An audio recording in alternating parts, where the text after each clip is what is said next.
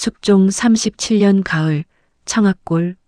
산 깊은 이 마을에 이상한 죽음들이 이어지고 있었습니다. 한 달 사이 3명의 장정이 의문사했고 모두의 얼굴엔 형언할 수 없는 공포의 표정이 서려 있었다고 합니다. 마을 사람들은 수군거렸습니다. 옛 전설 속 100여호의 저주가 되살아났다고. 그리고 바로 그날 밤 넷째 희생자가 나왔습니다. 여러분이 이 영상을 시청하시기 전에 좋아요 누르고 구독하면 더 좋은 이야기로 보답하겠습니다. 감사합니다. 김부자댁 도령이었습니다. 25 청년이 자신의 방에서 죽은 채 발견되었습니다. 눈을 부릅뜨고 입에서 피를 흘린 채 마치 무언가에 홀린 듯한 얼굴로. 마을은 공포에 휩싸였습니다. 아무도 밤에 밖을 나서지 않았고 해가 지면 모두 문을 걸어 잠그고 숨죽였습니다. 그 소란 속에서 한 청년이 조용히 시신을 살피고 있었습니다. 석봉. 이 마을의 약초꾼이자 마을에서 유일하게 글을 아는 청년이었습니다. 서자 출신이라는 이유로 과거를 포기하고 홀어머니를 모시며 살아가는 28 청년. 그는 시신의 목을 자세히 들여다보고 있었습니다. 목에 난 핥힘 자국, 5개의 선명한 상처. 석봉은 조심스럽게 상처의 간격과 깊이를 살폈습니다. 이것은 짐승의 발톱 자국이 아니었습니다. 너무 일정한 간격, 너무 정확한 각도.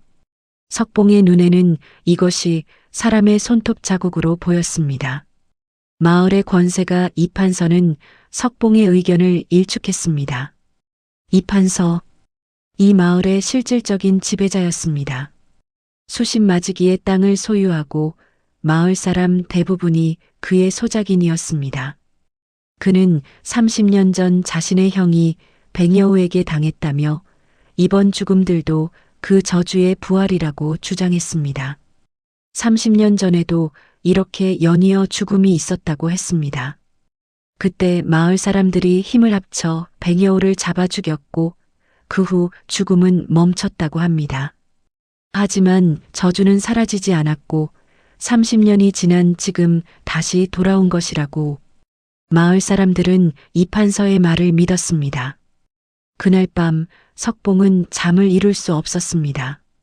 넷째 희생자까지 모두 이판서와 가까운 사람들이었습니다. 이판서의 머슴, 이판서의 사돈, 이판서와 함께 장사를 하던 상인, 그리고 오늘 죽은 김부자댁 도령은 이판서의 외족하였습니다.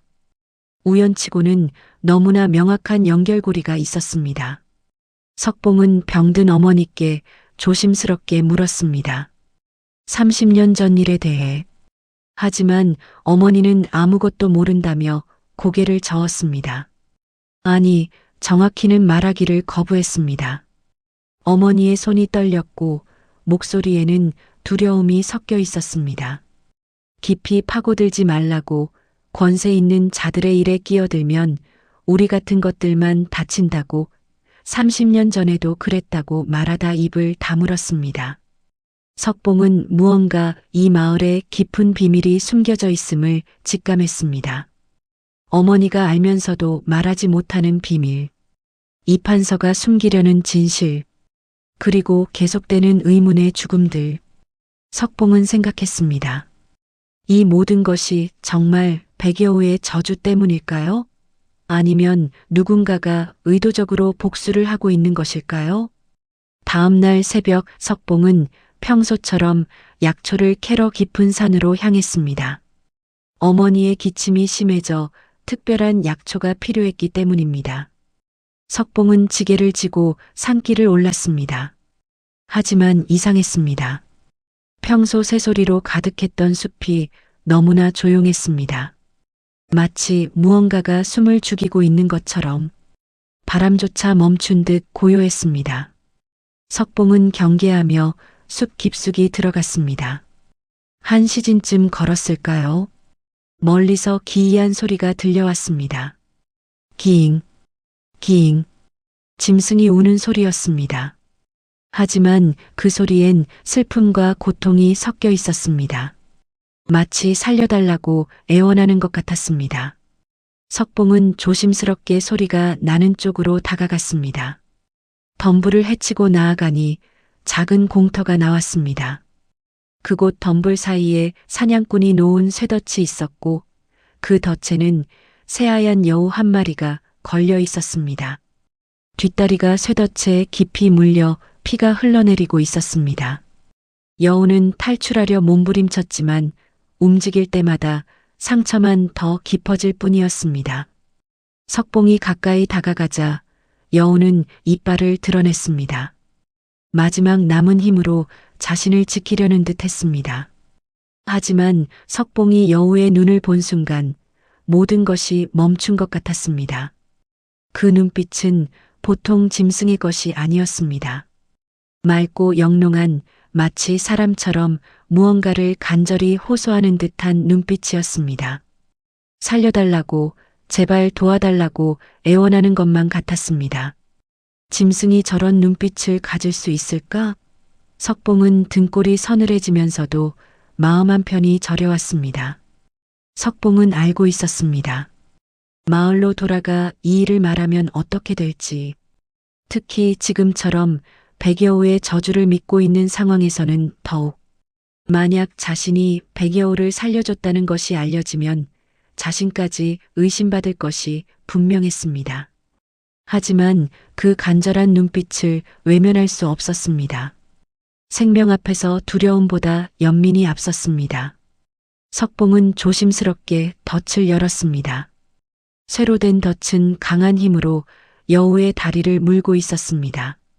석봉이 온 힘을 다해 덫을 벌리자 여우의 다리가 풀려났습니다. 피가 더 많이 흘러나왔습니다. 뼈까지 상한 것 같았습니다. 여우는 놀랍게도 도망가지 않았습니다. 순순히 석봉의 손길을 받아들였습니다. 마치 석봉을 믿는다는 듯이 석봉은 품에서 천 조각을 꺼내 여우의 상처를 감쌌습니다. 피가 천을 적시며 붉게 물들었지만 석봉은 개의치 않았습니다. 상처를 감싼 후 석봉은 여우를 품에 안았습니다. 여우의 몸은 미열로 뜨겁게 떨리고 있었습니다. 가늘게 떨리는 숨결이 느껴졌습니다. 얼마나 고통스러웠을까요? 얼마나 두려웠을까요? 석봉은 아무도 모르는 뒷산의 옛 움막으로 여우를 데려갔습니다. 그곳은 석봉이 약초를 말리는 곳으로 사람의 발길이 닿지 않는 한적한 곳이었습니다. 석봉은 서둘러 등잔에 불을 붙이고 여우를 집단 위에 조심스럽게 눕혔습니다. 여우는 여전히 가늘게 신음하며 떨고 있었습니다. 석봉은 움막 구석에 쌓아둔 약초 더미를 뒤졌습니다. 지혈에 좋은 쑥 염증을 가라앉히는 익모초, 그리고 석봉이 아끼고 아끼던 귀한 산삼 뿌리까지 꺼냈습니다. 그 산삼은 석봉이 석 달 전 깊은 산속에서 목숨을 걸고 캐온 것으로 한양 약방에 팔면 한 해 농사 갖은 좋게 받을 수 있는 것이었습니다. 어머니의 약값으로 아껴두었던 것이었습니다. 하지만 석봉은 주저없이 산삼을 곱게 갈기 시작했습니다. 생명 앞에서 돈은 중요하지 않았습니다. 약을 다 짓는 동안 여우는 조용히 석봉을 바라보고 있었습니다. 그 눈빛에는 경계심이 사라지고 묘한 신뢰가 담겨 있었습니다. 마치 고마워한다는 듯, 알아듣는다는 듯. 석봉은 따뜻한 물에 약을 타서 여우의 입에 조금씩 넣어 주었습니다. 여우는 순순히 약을 받아 마셨습니다. 그리고 석봉이 상처에 약을 바르며 새천으로 감아줄 때에도 꼼짝 않고 가만히 있었습니다. 마치 석봉을 온전히 믿는다는 듯이. 짐승이라고 하기엔 너무나 영특한 모습이었습니다. 신기한 일이 일어났습니다. 석봉이 여우의 머리를 쓰다듬자 여우는 눈을 감으며 몸을 맡겼습니다. 그때 여우의 눈가에서 맑은 물방울이 흘러내렸습니다. 눈물이었습니다. 짐승이 눈물을 흘리다니. 석봉은 가슴이 먹먹해졌습니다. 여우는 고개를 들어 석봉의 손등을 살며시 하찼습니다. 감사하다는 뜻인 듯 했습니다. 그날 밤부터 석봉의 이중 생활이 시작되었습니다. 낮에는 평범한 약초꾼으로, 밤에는 여우를 돌보는 사람으로, 날이 밝으면 어머니께 문안을 드린 뒤 산으로 약초를 캐러 갔고, 해가 지면 움막으로 가서 여우의 상처를 씻기고 약을 갈아 발라 주었습니다. 여우를 돌보는 동안 마을에서는 이상하게도 더 이상 죽음이 일어나지 않았습니다. 사람들은 안도했지만 석봉은 오히려 불안했습니다. 폭풍 전에 고요 같았으니까요. 무언가 더 큰 일이 일어날 것만 같은 예감이 들었습니다. 나흘째 되는 날 여우의 상처에서 고름이 빠지며 새살이 돋기 시작했습니다. 여우의 눈빛도 한결 생기를 되찾았습니다. 석봉은 안도의 한숨을 내쉬었습니다. 이틀째 되는 날 여우는 스스로 일어나 몇 걸음 걸을 수 있게 되었습니다. 비록 다친 다리를 절뚝거리긴 했지만 생명에는 지장이 없어 보였습니다. 하지만 석봉은 알지 못했습니다. 이 선택이 그의 운명을, 아니 마을 전체의 운명을 완전히 바꿔놓을 것이라는 것을, 30년 전의 비밀이 다시 수면 위로 떠오를 것이라는 것을, 그리고 이 백여우가 단순한 짐승이 아니라 복수를 위해 돌아온 존재라는 것을. 밤하늘에 보름달이 떠올랐습니다. 환한 달빛이 움막을 비추는 가운데 백여우의 눈이 신비롭게 빛났습니다. 그 눈빛에는 감사함과 함께 무언가 깊은 결의가 담겨 있었습니다. 마치 오래전부터 기다려온 순간이 드디어 왔다는 듯, 복수가 시작될 것이라는 듯. 열흘째 되는 날 석봉은 결심을 굳혔습니다. 여우를 산으로 돌려보내기로. 상처는 이미 아물었고 걷는 것도 자유로워졌습니다. 이제 산으로 돌려보내야 할 때였습니다. 며칠 전부터 마을에 수상한 소문이 돌기 시작했기 때문이기도 했습니다. 누군가 뒷산에서 이상한 불빛을 봤다는 소문, 밤마다 짐승 우는 소리가 들린다는 소문. 석봉은 조심했지만 비밀을 영원히 숨길 수는 없었습니다. 석봉은 여우를 안고 깊은 산속으로 향했습니다. 보름달이 환하게 비추는 밤이라 길을 찾기는 어렵지 않았습니다. 한참을 걸어 올라가니 큰 바위가 있는 산등성이에 이르렀습니다. 이곳은 사람의 발길이 닿지 않는 깊은 산중이었습니다. 석봉은 여우를 조심스럽게 내려놓았습니다. 여우는 석봉의 발치에 앉아 꼼짝도 하지 않았습니다. 석봉은 무릎을 꿇고 여우의 눈을 바라보았습니다. 이제 자유롭게 살라고, 다시는 사람의 덫에 걸리지 말라고 당부했습니다. 석봉의 목소리가 떨렸습니다. 여우는 석봉을 빤히 바라보다가 갑자기 석봉의 품으로 파고들었습니다. 마치 가기 싫다는 듯이 석봉은 여우를 꼭 안아주었습니다. 자신도 보고 싶을 거라고, 하지만 이곳이 여우가 있을 곳이라고 말했습니다. 한참을 그렇게 안고 있다가 석봉은 천천히 여우를 떼어냈습니다.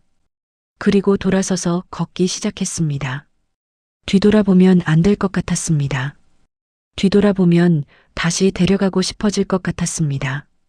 몇 걸음 걷지 않았을 때 뒤에서 바스락 소리가 들렸습니다.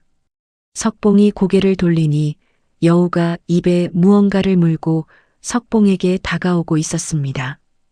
여우는 석봉의 발 앞에 그것을 떨어뜨렸습니다. 손가락 한마디만 한 작은 구슬이었습니다.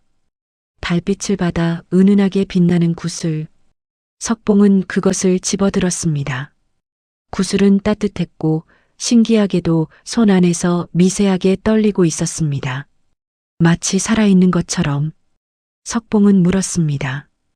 이것을 자신에게 주는 것이냐고. 여우는 고개를 끄덕이는 듯한 동작을 했습니다. 그리고 석봉의 손등을 다시 한번 하찼습니다. 석봉은 가슴이 뭉클했습니다. 고맙다고, 소중히 간직하겠다고 말했습니다. 여우는 석봉을 향해 3번 절을 하듯 고개를 숙였습니다. 그리고는 뒤돌아서서 천천히 숲속으로 걸어갔습니다. 석봉은 여우가 완전히 사라질 때까지 그 자리에 서 있었습니다. 여우는 몇 걸음 가다가 멈추어 뒤를 돌아보곤 했습니다. 그럴 때마다 석봉은 손을 흔들어 주었습니다. 잘 살라고, 건강하게라고. 마침내 여우의 하얀 모습이 어둠 속으로 사라졌습니다. 석봉은 한참을 그 자리에 서서 빈 숲을 바라보았습니다. 눈가에 무언가 뜨거운 것이 맺혔습니다. 집으로 돌아오는 길, 석봉은 품속의 구슬을 꺼내 보았습니다. 달빛 아래 구슬은 더욱 영롱하게 빛났습니다. 그 안에 무언가 흐르는 듯한 기운이 느껴졌습니다. 석봉은 이것이 범상한 물건이 아니라는 것을 직감했습니다. 하지만 무엇인지는 알 수 없었습니다. 다만 여우가 자신에게 준 선물이니 평생 소중히 간직하리라 마음먹었습니다. 석봉은 구슬을 작은 주머니에 넣어 목에 걸었습니다. 이상하게도 구슬을 목에 건 순간부터 마음이 한결 편안해지는 느낌이었습니다. 여우를 보낸 후 석봉은 평온한 일상으로 돌아갔습니다. 하지만 평온은 오래가지 않았습니다. 사흘째 되던 날 새벽 석봉은 어머니의 신음소리에 잠을 깼습니다. 서둘러 어머니가 계신 방으로 달려가니 어머니는 이마에 땀을 흘리며 숨을 헐떡이고 계셨습니다. 석봉이 다급히 물었지만 어머니는 대답 대신 기침만 하셨습니다. 기침이 멈추지 않더니 입가에 붉은 피가 배어났습니다. 급히 마을 의원을 찾아갔습니다. 의원은 부랴부랴 석봉의 집으로 따라왔습니다. 어머니의 맥을 짚어보던 의원의 얼굴이 점점 어두워졌습니다. 병이 깊이 들었다고, 폐가 상했으니 귀한 약재가 아니면 치료가 어렵다고 했습니다. 석봉은 의원의 옷자락을 붙들었습니다. 무슨 약이든 구하겠다고, 말씀만 해달라고. 의원은 한숨을 쉬며 말했습니다. 한양에 가야 구할 수 있는 약재들이라고. 녹용, 우황, 사양, 그리고 백년 묵은 산삼이 필요하다고. 모두 합치면 은자 100냥은 좋게 들 거라고. 석봉의 얼굴이 하얗게 질렸습니다. 은자 100냥이라니. 석봉이 10년을 일해도 모을 수 없는 거금이었습니다. 의원은 안타까운 표정으로 고개를 저었습니다. 열흘 안에 약을 쓰지 못하면 위독할 거라고. 의원이 돌아간 뒤 석봉은 어머니의 손을 잡고 울었습니다. 반드시 약을 구해오겠다고, 조금만 버티시라고. 어머니는 힘없이 석봉의 손을 쥐며 말씀하셨습니다.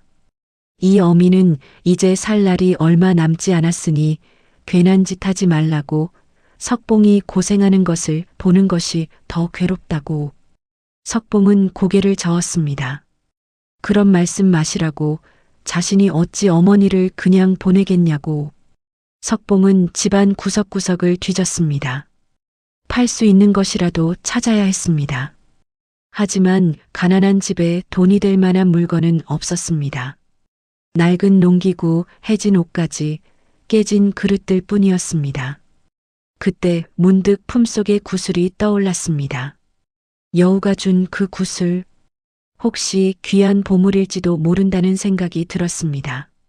석봉은 구슬을 꺼내 들었습니다. 햇빛에 비춰보니 더욱 영롱하게 빛났습니다.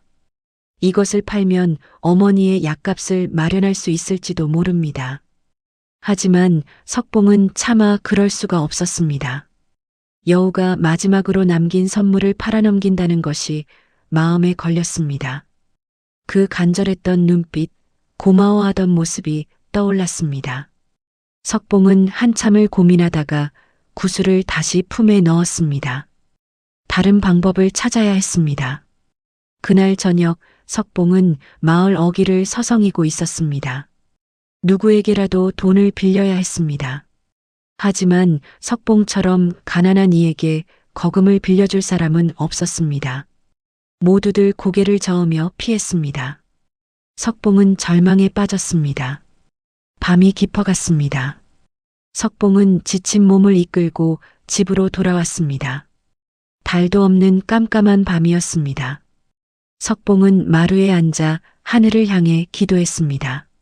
하늘이시여, 이 불쌍한 자식에게 길을 보여달라고, 어찌해야 어머니를 살릴 수 있겠냐고. 하지만 하늘은 아무런 대답도 주지 않았습니다. 얼마나 그렇게 앉아 있었을까요? 문득 대문 앞에서 인기척이 들렸습니다. 석봉은 고개를 들었습니다.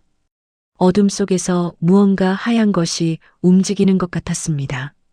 석봉은 조심스럽게 일어나 대문으로 다가갔습니다. 대문을 열자 그곳에는 커다란 보따리 하나가 놓여 있었습니다. 주변을 둘러보았지만 아무도 없었습니다. 석봉은 보따리를 집 안으로 들고 들어왔습니다. 등잔불을 밝히고 보따리를 풀었습니다. 그 순간 석봉의 눈이 휘둥그레졌습니다. 보따리 안에는 귀한 약재들이 가득 들어 있었습니다. 녹용, 우황, 사양, 그리고 손바닥만 한 산삼까지. 의원이 말한 그 약재들이 모두 들어 있었습니다. 그뿐만이 아니었습니다. 보따리 밑바닥에는 은자가 수북이 쌓여 있었습니다. 석봉은 믿을 수가 없었습니다. 이것이 꿈이 아닐까 싶어 뺨을 꼬집어 보았습니다. 아팠습니다.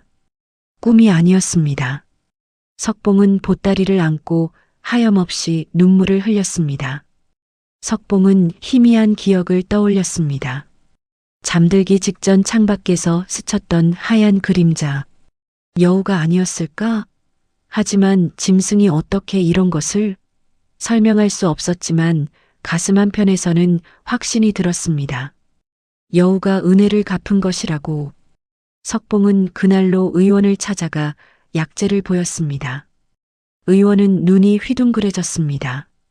이것들이 어디서 난 것이냐고, 모두 최상품이라고. 석봉은 대답을 얼버무렸습니다. 하늘이 도우신 것 같다고. 의원은 고개를 끄덕이며 약을 지었습니다. 이 약을 쓰면 어머님께서 반드시 나으실 거라고. 과연 의원의 말대로였습니다. 사흘 동안 약을 다려드리니 어머니의 안색이 돌아오기 시작했습니다. 기침도 먹고 미음을 조금씩 드실 수 있게 되었습니다. 석봉은 기쁨에 겨워 어머니의 손을 잡고 울었습니다. 어머니는 힘없이 미소 지으며 말씀하셨습니다. 석봉이 효성이 지극하니 하늘이 도운 거라고. 이래가 지나자 어머니는 마루에 앉아 햇볕을 쬐을 수 있을 만큼 회복되었습니다. 마을 사람들은 모두 놀라워했습니다. 석봉이 어찌 그 귀한 약재를 구했을까? 분명 무슨 큰 복이 있는 게 아니냐고. 사람들의 수군거림 속에서 석봉은 다만 조용히 미소 지을 뿐이었습니다. 그 누구에게도 보따리에 대한 이야기는 하지 않았습니다. 그로부터 닷새가 지난 어느 날 저녁이었습니다. 석봉이 움막에서 약초를 정리하고 집으로 돌아오는 길이었습니다. 밖에서 낯선 신음소리가 들렸습니다. 석봉이 급히 나가보니 대문 앞에 한 여인이 쓰러져 있었습니다. 석봉은 깜짝 놀라 여인에게 달려갔습니다. 여인은 힘없이 고개를 들었습니다. 달빛 아래 드러난 여인의 얼굴은 참으로 아름다웠습니다. 20 남짓되어 보이는 나이에 달빛처럼 하얀 피부, 맑은 눈동자. 하지만 옷은 찢어져 있었고 팔에는 긁힌 상처가 나 있었습니다. 여인은 가느다란 목소리로 말했습니다. 저를 좀 도와달라고. 길을 가다가 산적을 만나 일행과 헤어졌는데 더는 걸을 수가 없다고. 석봉은 여인의 상처를 살폈습니다. 심각해 보이지는 않았지만 치료가 필요했습니다. 우선 안으로 들어오시라고, 자신이 치료해드리겠다고 석봉이 말했습니다. 석봉은 여인을 부축해 집 안으로 들였습니다. 어머니도 방에서 나오셨습니다. 여인을 보고 놀라며 가엾은 아가씨라고, 어서 방으로 모시라고 하셨습니다. 석봉은 여인을 사랑방으로 안내했습니다. 여인은 방에 들어서자 바닥에 주저앉았습니다. 고맙다고 정말 고맙다고 연거푸 말했습니다. 석봉은 약상자를 가져와 여인의 상처를 씻기고 약을 발랐습니다. 여인은 아픈 기색도 없이 가만히 있었습니다. 상처를 다 치료하고 나서 석봉은 여인을 자세히 보았습니다. 여인은 옅은 분홍빛 치마 저고리를 입고 있었는데 비록 먼지가 묻고 찢어졌지만 고운 비단으로 만든 것이었습니다. 신분이 낮은 사람은 아닌 듯 했습니다. 얼굴은 달빛처럼 하얗고 눈은 맑았으며 입술은 붉었습니다. 그런데 묘하게도 여인의 눈빛이 어딘지 낯익은 느낌이었습니다. 석봉은 여인에게 물었습니다. 실례지만 어디서 오셨냐고, 가족께 연락을 드려야 하지 않겠냐고. 여인은 잠시 머뭇거리다가 대답했습니다. 자신은 원령이라 한다고 먼 고을에서 친척 집을 찾아가던 중이었는데 산적을 만나 일행들과 헤어졌다고. 어디로 가야 할지도 모르겠고 몸도 아파서 그저 쉬고 싶을 뿐이라고. 석봉은 고개를 끄덕였습니다. 그렇다면 몸을 추스르실 때까지 저희 집에 머무르시라고. 비록 변변찮은 곳이지만 편히 쉬기 바란다고. 원령이라 불린 여인은 깊이 고개를 숙였습니다. 은혜를 어찌 갚아야 할지 모르겠다고. 그때 석봉은 여인의 머리카락 사이로 하얀 무언가가 스쳐 지나가는 것을 본 듯했습니다. 하지만 다시 보니 아무것도 없었습니다. 그날 밤 석봉은 마루에서 잠을 청했습니다. 사랑방을 여인에게 내어주었기 때문입니다. 잠들기 전 석봉은 품속의 구슬을 꺼내 보았습니다. 구슬은 평소보다 더욱 환하게 빛나고 있었습니다. 마치 무언가에 반응하는 듯 했습니다. 석봉은 고개를 갸우뚱하며 구슬을 다시 품에 넣었습니다. 그리고 사랑방 쪽을 한번 바라보았습니다. 방문새로 희미한 불빛이 새어나오고 있었습니다. 그 불빛은 마치 달빛처럼 은은했습니다. 석봉은 알지 못했습니다. 원령이 누구인지, 그리고 이 만남이 어떤 운명으로 이어질지. 다음 날 아침 원령은 어머니께 문안을 드렸습니다. 어르신께서 편찮으셨다고 들었다고, 이제는 많이 나으셨냐고 정중히 물었습니다. 어머니는 원령의 손을 잡으며 흐뭇한 미소를 지으셨습니다. 아이고, 참 고운 아가씨라고, 덕분에 많이 나았다고. 원령은 공손히 절을 올렸습니다.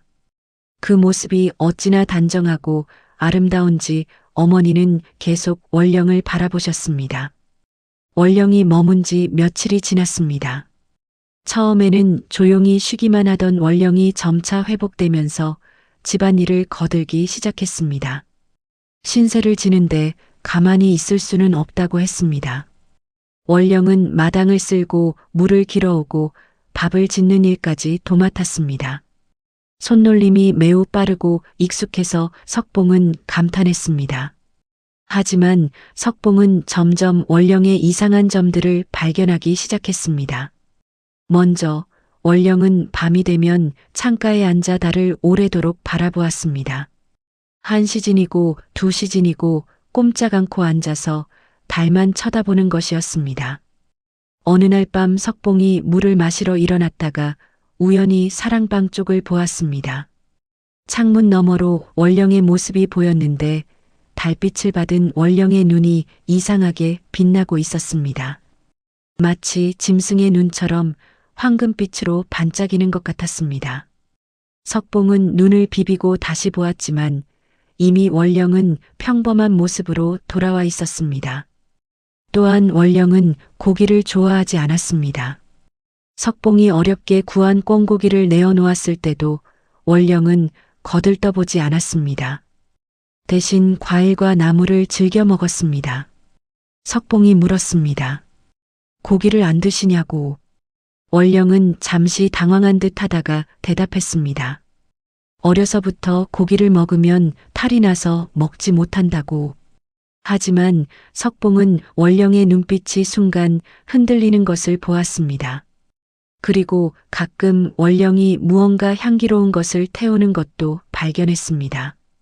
사흘에 한 번쯤 밤이 되면 은은한 향기가 사랑방에서 흘러나왔습니다. 석봉이 무엇이냐 물으면 원령은 그저 마음을 안정시키는 약초라고만 했습니다. 하지만 그 향기는 석봉이 아는 어떤 약초와도 달랐습니다. 닷새째 되는 날이었습니다. 석봉이 산에서 돌아오는 길에 마을 우물가를 지나게 되었습니다. 그곳에서 원령이 물을 길고 있었는데 두 안악이 수군거리는 소리가 들렸습니다. 저 여자 참 묘하지 않냐고, 걸음걸이를 보니 마치 짐승 같지 않냐고, 그러게 말이라고, 그리고 눈빛이 어딘지 섬뜩하다고. 석봉은 가슴이 철렁했습니다. 다른 사람들도 원령을 이상하게 여기고 있었던 것입니다. 그날 저녁 석봉은 마루에 앉아 원령을 지켜보았습니다. 원령은 마당에서 빨래를 널고 있었는데 그 움직임이 매우 빨랐습니다. 사람이라기보다는 민첩한 짐승을 보는 듯 했습니다. 그리고 가끔 고개를 돌려 주변을 살피는 모습이 마치 경계하는 여우 같았습니다. 석봉은 문득 품속의 구슬을 만졌습니다. 구슬이 따뜻하게 떨리고 있었습니다. 마치 무언가를 알려주려는 듯. 밤이 깊어갈 무렵이었습니다. 석봉은 잠이 오지 않아 마루에 나와 앉았습니다.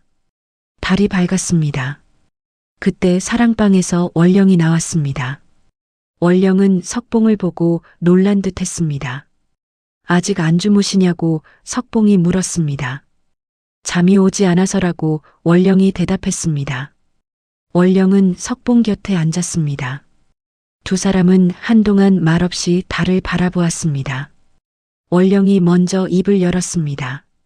도령께서는 참으로 마음씨가 고우시다고 낯선 여인을 이렇게 거두어 주시다니. 석봉은 고개를 저었습니다.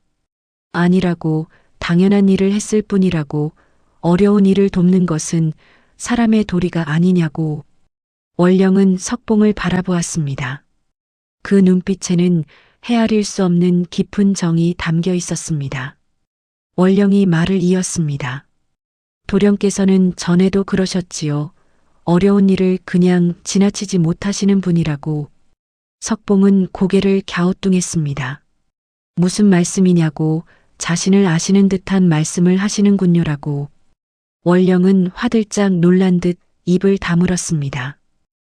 아니라고, 그냥 도령의 행실을 보니 그러실 것 같아서 한 말이라고. 석봉은 원령을 자세히 들여다보았습니다.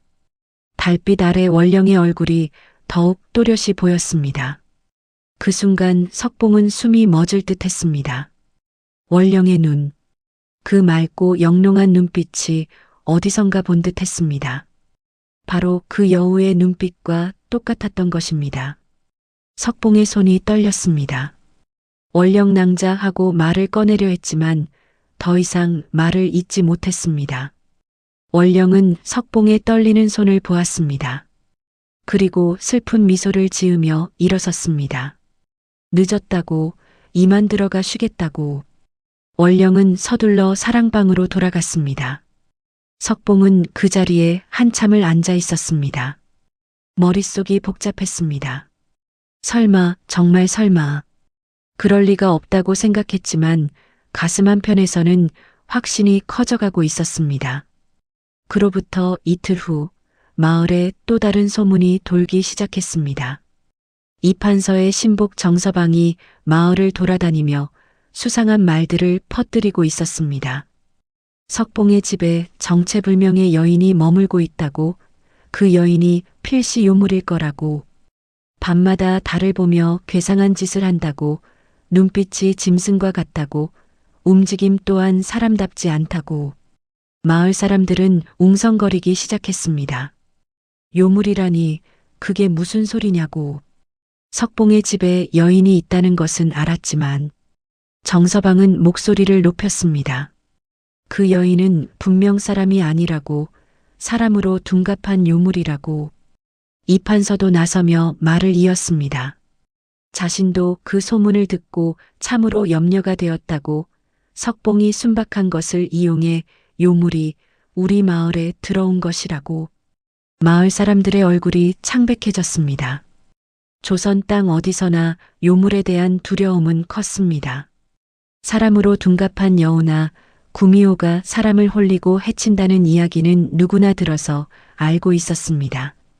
한 노인이 떨리는 목소리로 물었습니다. 그럼 어찌해야 하겠냐고. 이판서는 엄숙한 표정으로 대답했습니다. 당장 석봉의 집으로 가서 그 여인을 내쫓아야 한다고. 아니, 요물이라면 그냥 보내서는 안 된다고. 불에 태워 없애야 한다고. 사람들이 다시 웅성거렸습니다. 어떤 이는 고개를 끄덕였고 어떤 이는 망설였습니다. 하지만 석봉이가 괜찮다고 했다면 이라고 한 안악이 조심스럽게 말했습니다. 정서방이 코웃음을 쳤습니다. 석봉이가 이미 요물에게 홀린 것이라고. 요물은 사람을 홀려 꼭두각시로 만드는 법이라고. 석봉이는 이미 정신이 온전치 못할 거라고. 이 말에 사람들은 더욱 두려워했습니다. 그렇다면 우리가 나서야 하지 않겠냐고. 맞다고. 마을을 지켜야 한다고. 석봉은 이 광경을 보며 온몸에 식은땀이 흘렀습니다. 사람들이 원령을 해칠지도 모른다는 생각에 가슴이 쿵쾅쿵쾅 거렸습니다. 석봉은 사람들 앞으로 나섰습니다. 여러분, 잠깐만 들어달라고. 원령 낭자는 요물이 아니라고. 그저 길을 잃은 불쌍한 여인일 뿐이라고. 하지만 사람들은 석봉을 의심의 눈초리로 바라볼 뿐이었습니다. 이판서가 석봉을 향해 손가락질했습니다. 보라고, 저것 보라고. 석봉이가 이미 요물에게 홀렸다고. 저런 헛소리를 하지 않냐고. 정서방도 거들었습니다. 석봉아, 내가 요물을 감싸다니 참으로 안타깝다고. 어서 정신을 차리라고. 석봉은 필사적으로 말했습니다. 아니라고. 자신은 정신이 멀쩡하다고. 원령 낭자는 정말로 요물이 아니라고. 하지만 석봉의 말은 먹혀들지 않았습니다. 이판서는 마을 사람들을 이끌고 석봉의 집으로 향했습니다. 모두 따라오라고. 직접 확인해야 한다고. 수십 명의 사람들이 석봉의 집을 향해 몰려갔습니다. 석봉은 앞질러 달려가며 소리쳤습니다. 어머니, 원령 낭자 위험하다고. 석봉이 집에 도착했을 때 원령은 마당에서 빨래를 하고 있었습니다. 석봉의 다급한 목소리에 고개를 들었습니다. 무슨 일이냐고. 석봉은 숨을 헐떡이며 말했습니다. 마을 사람들이 낭자를 요물이라 하며 해치려 한다고. 어서 피하라고. 원령의 얼굴이 창백해졌습니다. 곧이어 마을 사람들이 대문 앞에 도착했습니다. 이판서가 앞장서며 소리쳤습니다. 저 여인을 잡으라고. 사람들이 일제히 마당으로 밀려 들어왔습니다. 원령은 뒤로 물러서며 떨었습니다. 석봉은 원령 앞을 가로막고 섰습니다. 안 된다고. 원령 낭자를 건드리지 말라고. 어머니가 방에서 나오셨습니다. 이게 무슨 소란이냐고. 우리 집에 왜 이렇게 몰려왔냐고. 이판서는 어머니께 말했습니다. 어르신, 저 여인이 요물이옵니다. 마을의 안녕을 위해 쳐내야 하옵니다. 어머니는 고개를 저으셨습니다. 말도 안 되는 소리라고. 원령이는 착하고 고운 아이란다고. 하지만 군중의 힘은 강했습니다. 사람들은 점점 더 가까이 다가왔습니다.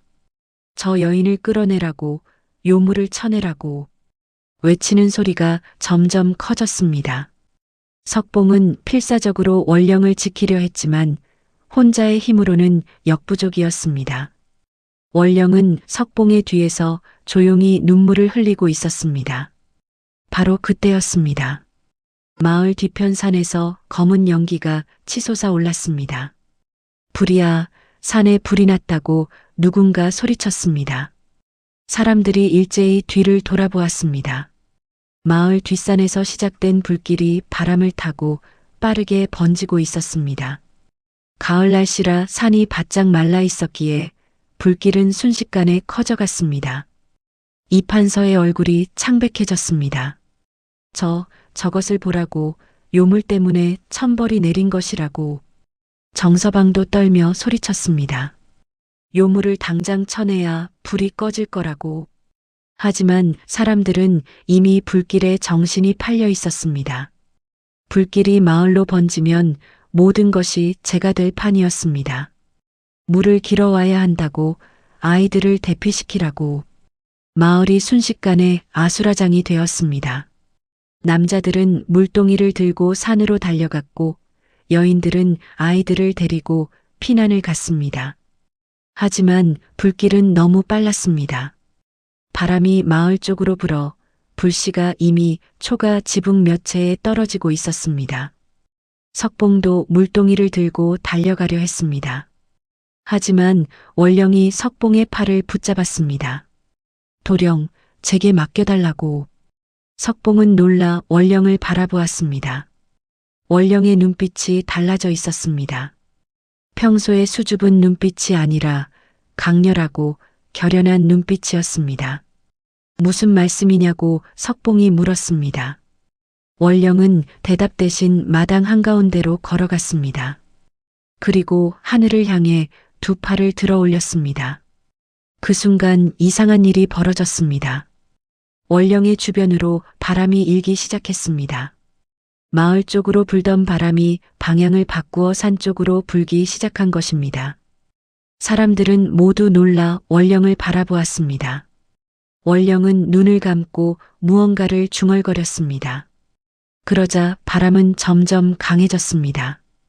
불길이 마을 쪽으로 번지지 못하고 산 정상 쪽으로 밀려가기 시작했습니다. 그뿐만이 아니었습니다. 맑던 하늘에서 갑자기 먹구름이 몰려왔습니다. 그리고 이내 빗방울이 떨어지기 시작했습니다. 처음에는 몇 방울의 비였지만 곧 억수같이 쏟아지는 비가 되었습니다. 불길은 빗속에서 서서히 꺼져갔습니다. 사람들은 말을 잃고 이 광경을 지켜보았습니다. 한 시진도 안 되어 불길은 완전히 잡혔습니다. 마을은 무사했고 단 한 채의 집도 불타지 않았습니다. 비가 그치자 원령은 그 자리에 주저앉았습니다. 온몸에 힘이 빠진 듯 했습니다. 석봉이 달려가 원령을 부축했습니다. 원령 낭자, 괜찮으냐고. 원령은 힘없이 고개를 끄덕였습니다.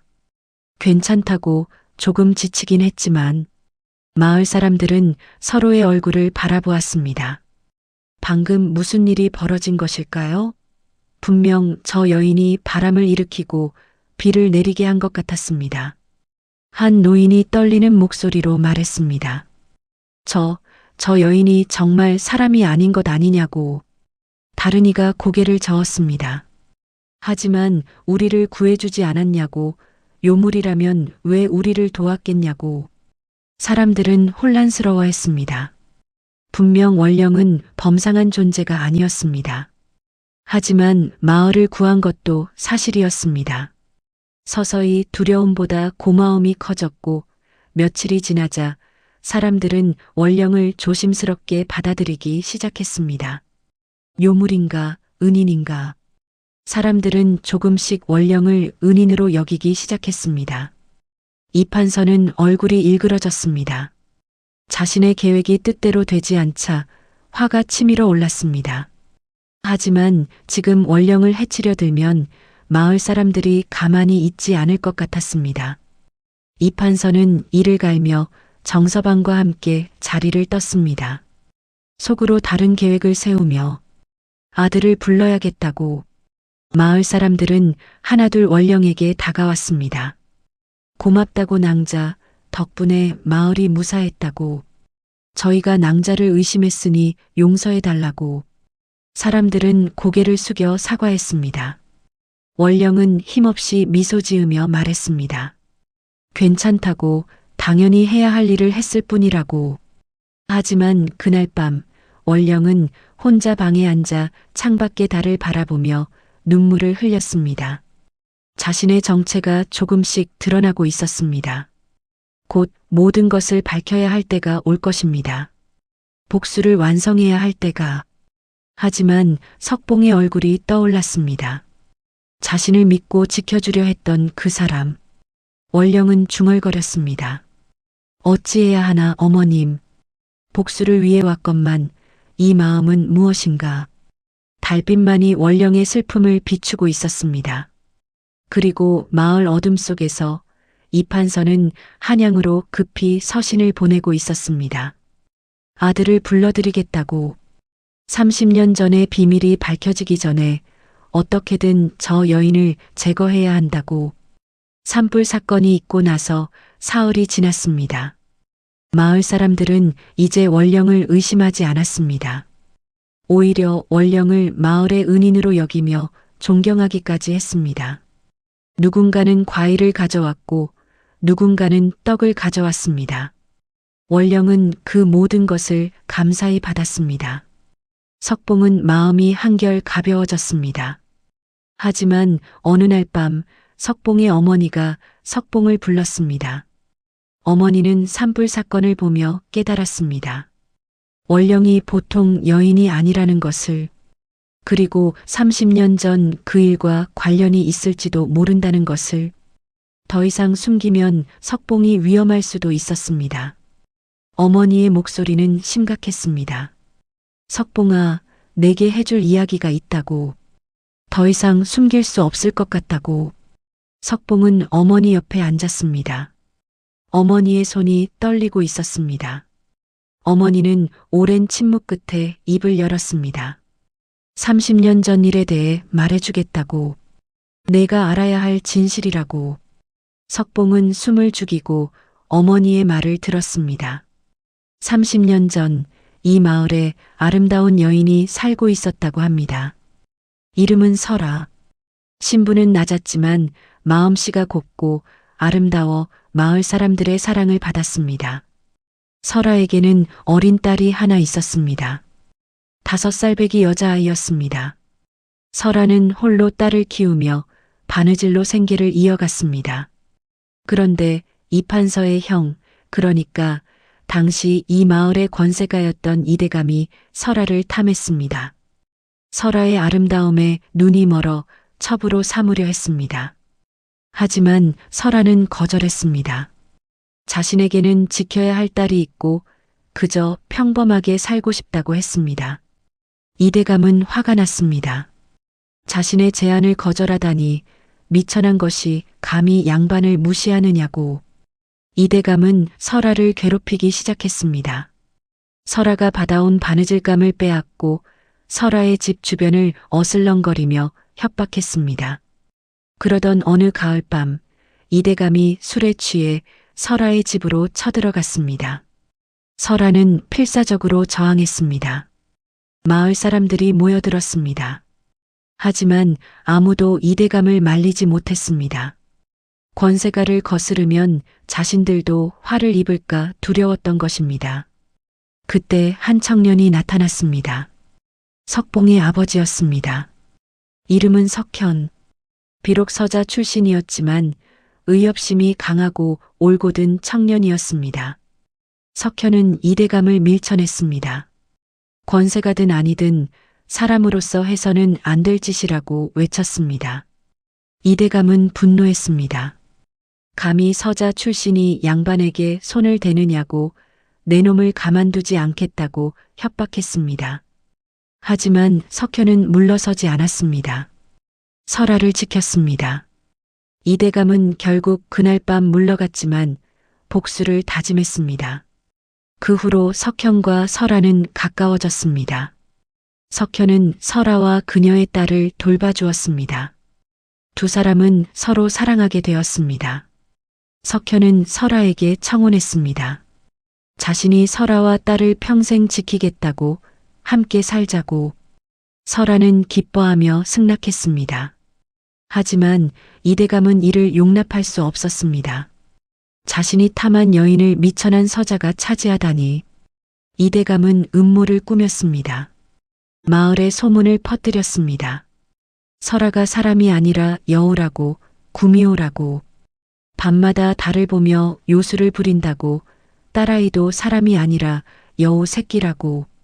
어머니의 이야기는 여기서 잠시 멈췄습니다. 석봉은 물었습니다. 그럼 설아님은 정말 사람이었습니까? 어머니는 고개를 끄덕였습니다. 처음에는 자신도 의심했다고, 하지만 석현이 말해주었다고. 설아는 분명 사람이었다고. 다만 조금 특별한 능력이 있었을 뿐이라고. 설아는 치유의 능력이 있었습니다. 아픈 사람의 손을 잡으면 통증이 사라졌습니다. 그리고 날씨를 느낄 수 있었습니다.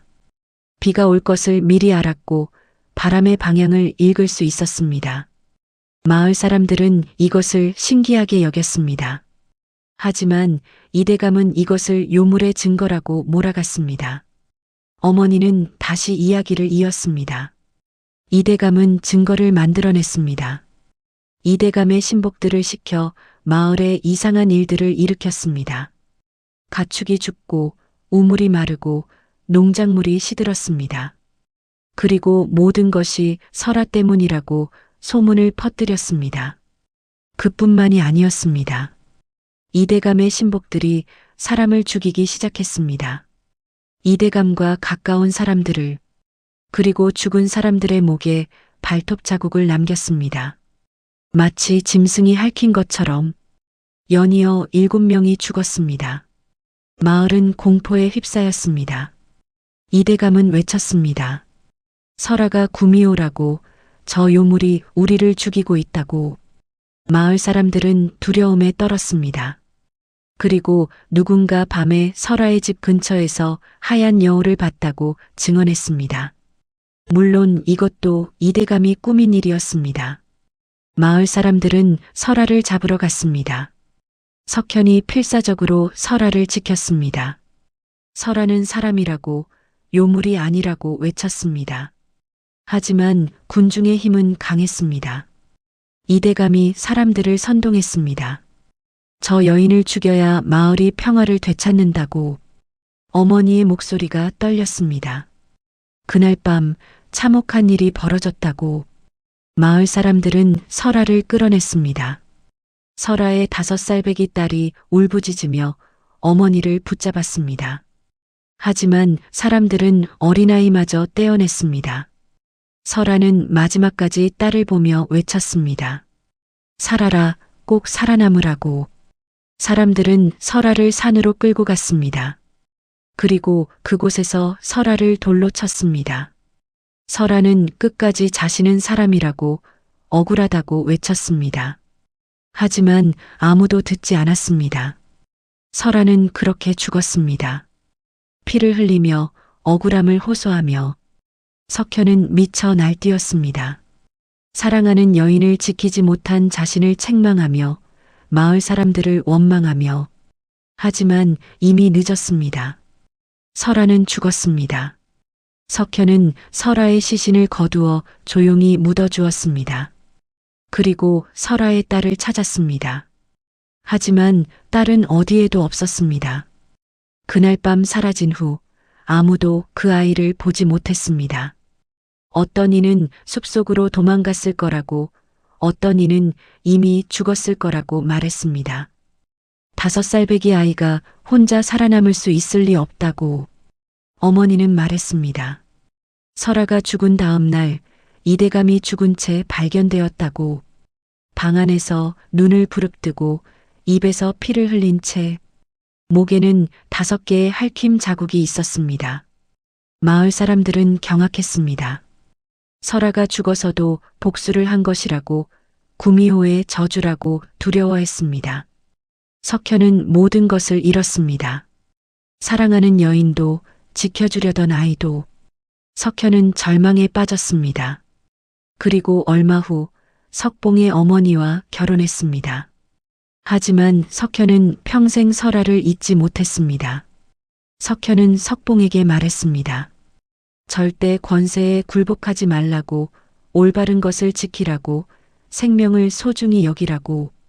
석봉이 태어난 지 3달 만에 석현은 병으로 세상을 떠났습니다. 하지만 어머니는 알고 있었습니다. 병이 아니라 상심으로 죽은 것이라는 것을. 석현은 끝까지 설아의 이름을 불렀습니다. 미안하다고, 지키지 못해 미안하다고. 어머니의 이야기가 끝났습니다. 석봉은 충격에 빠졌습니다. 30년 전의 진실이 이토록 참혹했다니. 무고한 여인이 요물로 몰려 죽임을 당했다니. 그리고 그 여인의 딸이 사라졌다니. 석봉은 머릿속을 정리했습니다. 원령의 나이, 원령의 능력, 원령의 눈빛, 그리고 30년 전 사라진 아이. 모든 퍼즐이 맞춰지기 시작했습니다. 석봉은 물었습니다. 설아의 딸이 몇 살이었냐고. 어머니는 대답했습니다. 5살이었다고. 30년이 지났으니 지금 살아있다면 35살이라고. 석봉은 숨이 막혔습니다. 원령의 나이와 정확히 일치했습니다. 석봉은 급히 사랑방으로 향했습니다. 원령을 만나야 했습니다. 진실을 확인해야 했습니다. 하지만 사랑방은 비어 있었습니다. 원령이 없었습니다. 석봉은 마당으로 나왔습니다. 달빛 아래 원령이 뒷산을 향해 걸어가고 있었습니다. 석봉은 원령을 불렀습니다. 원령 낭자, 기다리십시오. 원령은 멈춰 섰습니다. 하지만 뒤돌아보지 않았습니다. 석봉이 다가갔습니다. 원령의 어깨가 떨리고 있었습니다. 울고 있는 것 같았습니다. 석봉은 조심스럽게 물었습니다. 낭자께서는 설아님의 따님이십니까? 원령의 몸이 굳었습니다. 긴 침묵이 흘렀습니다. 그리고 원령은 천천히 뒤돌아섰습니다. 달빛 아래 원령의 얼굴에는 눈물이 흐르고 있었습니다. 원령은 고개를 끄덕였습니다. 그렇다고 자신은 30년 전 죽임을 당한 설아의 딸이라고, 그날 밤 어머니가 죽는 것을 지켜봐야 했던 5살배기 아이라고. 석봉은 가슴이 무너지는 것을 느꼈습니다. 그리고 이제 모든 것이 이해되었습니다. 원령이 왜 이곳에 왔는지, 무엇을 위해 왔는지. 원령은 말을 이었습니다. 어머니가 죽은 후 자신은 숲속으로 도망갔다고. 추위와 굶주림 속에서 죽어가고 있었다고. 그때 한 무리의 여우들이 나타났다고. 백여우들이었습니다. 그들은 어린 원령을 거두어 키워주었습니다. 원령은 여우들 사이에서 자랐습니다. 그들에게서 생존하는 법을 배웠습니다. 그리고 특별한 능력도 배웠습니다. 어머니에게서 물려받은 능력이 여우들과의 생활 속에서 더욱 강해졌습니다. 날씨를 다스리고 바람을 부르고 사람의 꿈에 들어가는 능력. 세월이 흘러 원령은 성인이 되었습니다. 그리고 결심했습니다. 어머니의 복수를 하겠다고. 어머니를 죽인 자들에게 대가를 치르게 하겠다고. 원령은 30년 동안 준비했습니다. 능력을 갈고 닦았습니다.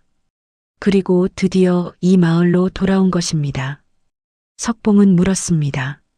그럼 최근의 죽음들도 낭자께서? 원령은 고개를 끄덕였습니다. 그렇다고 30년 전 어머니를 죽이는데 가담했던 자들이라고. 이대감의 신복들이었다고. 그들은 이제 이판서를 섬기며 여전히 악행을 저지르고 있었다고. 원령은 그들의 꿈에 들어가 공포를 보여주었습니다. 설아가 겪었던 고통을, 억울하게 죽어간 그 순간을. 그들은 공포에 질려 죽었습니다. 양심의 가책으로. 원령은 직접 손을 쓰지 않았습니다. 다만 진실을 보여주었을 뿐입니다. 석봉은 원령을 바라보았습니다. 그 눈빛에는 깊은 슬픔과 분노가 섞여 있었습니다. 30년 동안 품어온 한이 느껴졌습니다. 석봉은 물었습니다.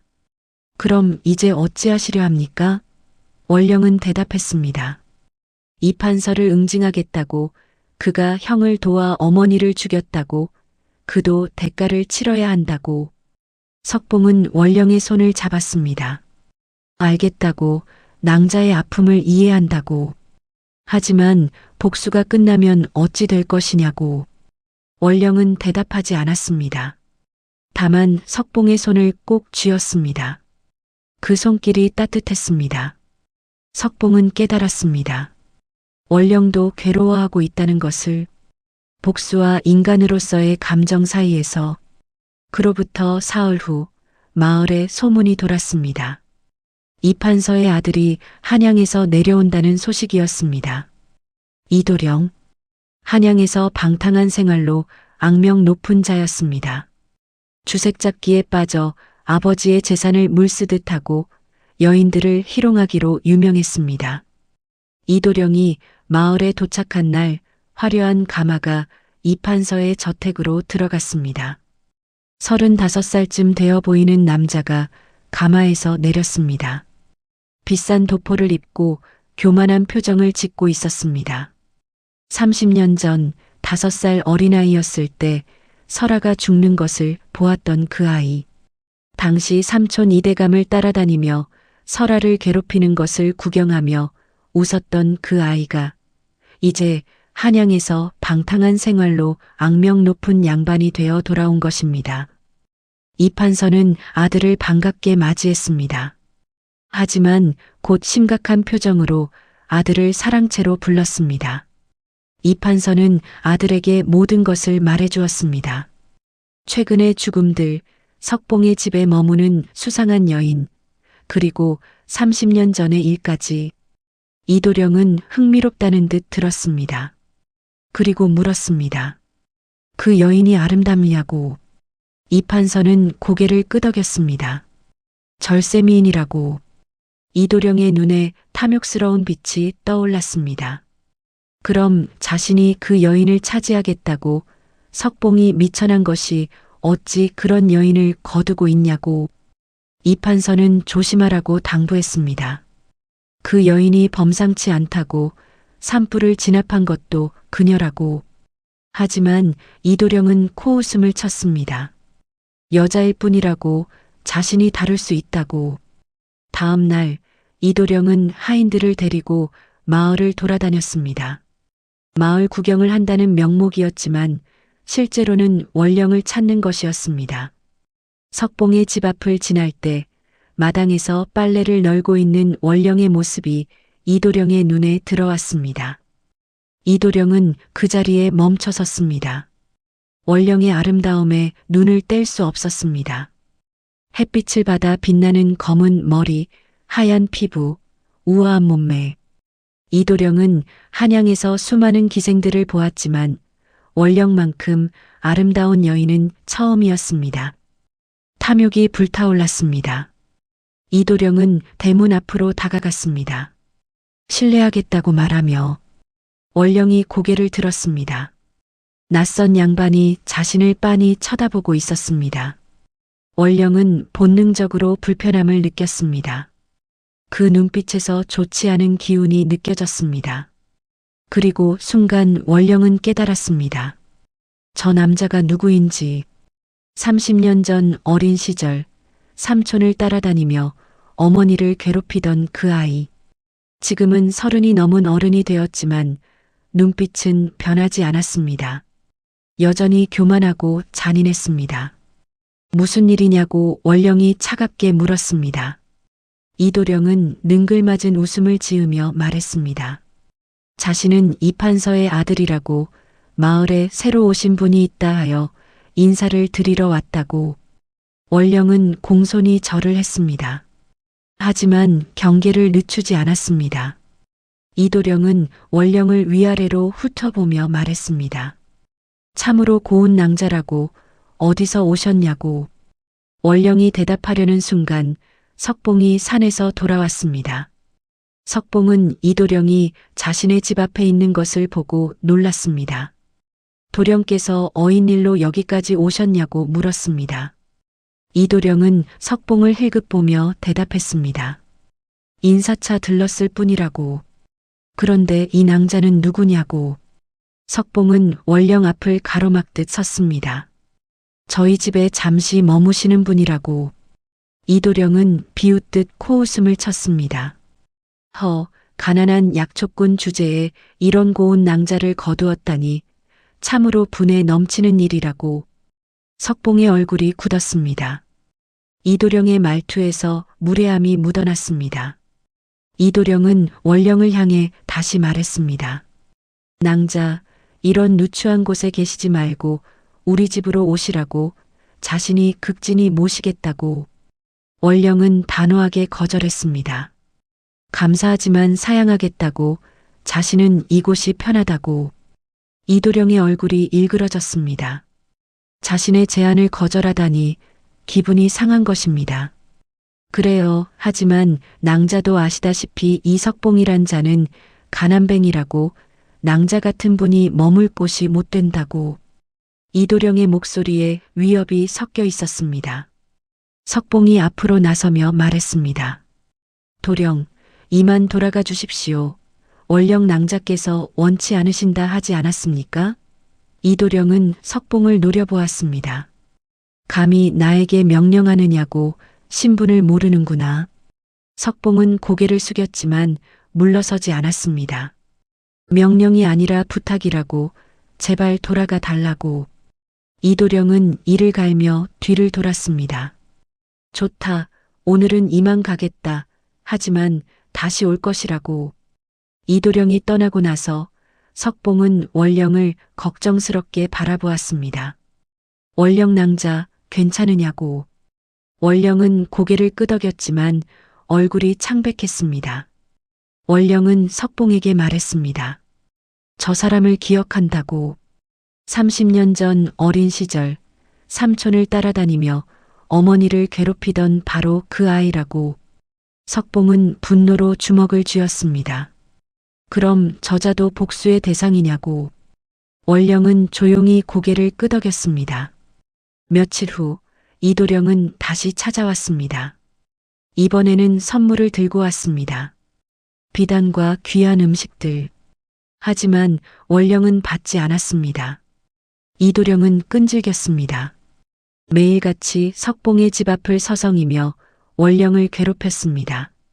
원령이 우물에 물을 길러가면 따라가고 장터에 가면 따라가며. 석봉은 분노했습니다. 하지만 이도령은 양반이고 권세가의 아들이었습니다. 함부로 할 수 없었습니다. 석봉은 원령을 지키기 위해 항상 함께 다녔습니다. 하지만 이도령의 집착은 멈추지 않았습니다. 어느 날 저녁 석봉이 산에서 늦게 돌아왔습니다. 집 앞에 이도령이 하인들을 데리고 서 있었습니다. 석봉은 가슴이 철렁했습니다. 도령, 무슨 일이냐고. 이도령은 차갑게 웃으며 품에서 문서 한 장을 꺼냈습니다. 이것이 무엇인지 아느냐고. 석봉이 문서를 보니 석봉의 이름으로 된 차용증이었습니다. 이것은 무엇이냐고. 자신은 돈을 빌린 적이 없다고 석봉이 말했습니다. 이도령은 코웃음을 쳤습니다. 내 어미가 병들었을 때 우리 아버님께서 약값으로 은자 100냥을 내어주셨다고 잊었느냐고. 석봉은 고개를 저었습니다. 아니라고. 자신은 그 돈을 받지 않았다고. 다른 방법으로 약을 구했다고. 이도령은 문서를 흔들며 말했습니다. 하지만 여기 내 도장이 찍혀 있지 않냐고. 이것이 증거라고. 석봉은 문서를 자세히 보았습니다. 분명 자신의 도장이 찍혀 있었지만 석봉은 그런 문서에 도장을 찍은 적이 없었습니다. 그때 석봉은 떠올렸습니다. 며칠 전 이판서의 하인이 심부름을 왔을 때 잠시 도장을 빌려간 적이 있었습니다. 그때 밀랍에 찍어두었던 것입니다. 이것은 거짓이라고, 누가 제 도장을 훔쳐 찍은 것이라고 석봉이 항변했습니다. 하지만 이도령은 들은 척도 하지 않았습니다. 거짓이든 참이든 관아에 가면 알 수 있을 것이라고. 하지만 내가 관아에 가서 이기겠느냐고. 우리 아버님께서는 관아의 사또와 친분이 두터우시다고. 석봉은 온몸에 힘이 빠졌습니다. 권력 앞에서 백성은 무력했습니다. 억울함을 호소해도 들어줄 사람이 없었습니다. 이도령은 냉소를 띠며 말을 이었습니다. 하지만 내가 너에게 기회를 주마. 이 빚을 갚지 않아도 되는 방법이 있다고. 석봉은 고개를 들었습니다. 무슨 말씀이냐고. 이도령은 석봉의 집을 가리켰습니다. 간단하다고, 저 안에 있는 원령이란 여인을 자신에게 넘기라고, 그러면 이 차용증을 찢어버리겠다고. 석봉의 얼굴이 창백해졌습니다. 그럴 수는 없다고. 이도령은 비웃었습니다. 그럴 수 없다고? 그럼 내 땅을 내놓든지 아니면 관아에 끌려가 곤장을 맞든지 선택하라고. 빚을 갚지 못하면 곤장 100대는 기본이라고. 석봉은 입술을 깨물었습니다.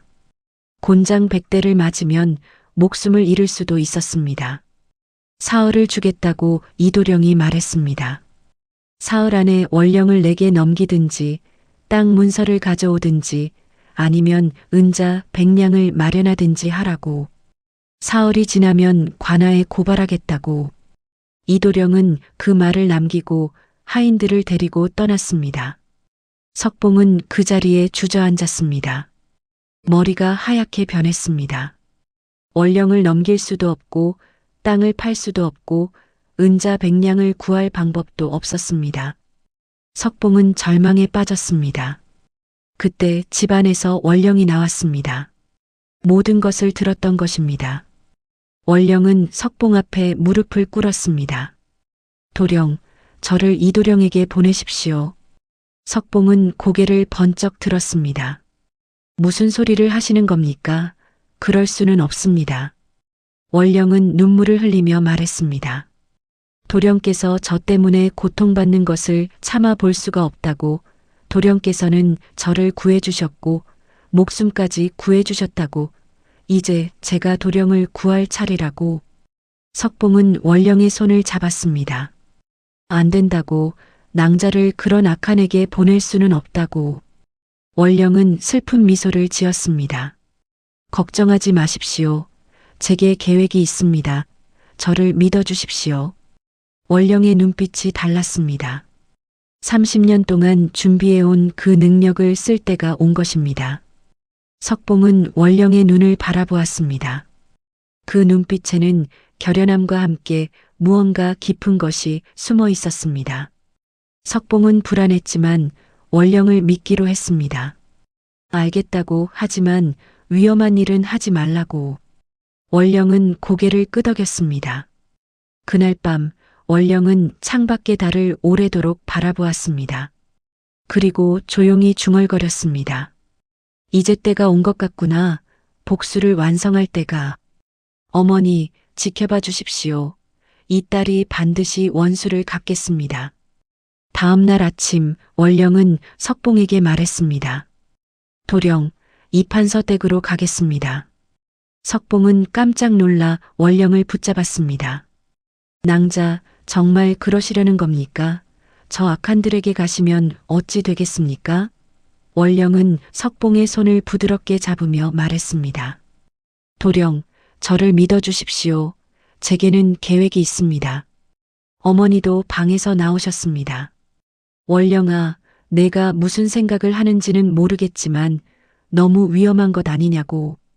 원령은 어머니께 공손히 절을 올렸습니다. 어머님, 염려 마십시오. 제가 꼭 무사히 돌아오겠습니다. 도령께서 저를 구해주신 은혜를 이제 갚을 때입니다. 석봉은 여전히 불안했지만 원령의 눈빛을 보고 더 이상 말리지 않았습니다. 그 눈빛에는 평소에 볼 수 없던 강인함과 결의가 담겨 있었습니다. 알겠다고 하지만 조금이라도 위험하면 즉시 돌아오라고, 자신이 반드시 낭자를 지키겠다고. 그날 오후 원령은 가장 고운 치마 저고리로 갈아입고 이판서의 저택으로 향했습니다.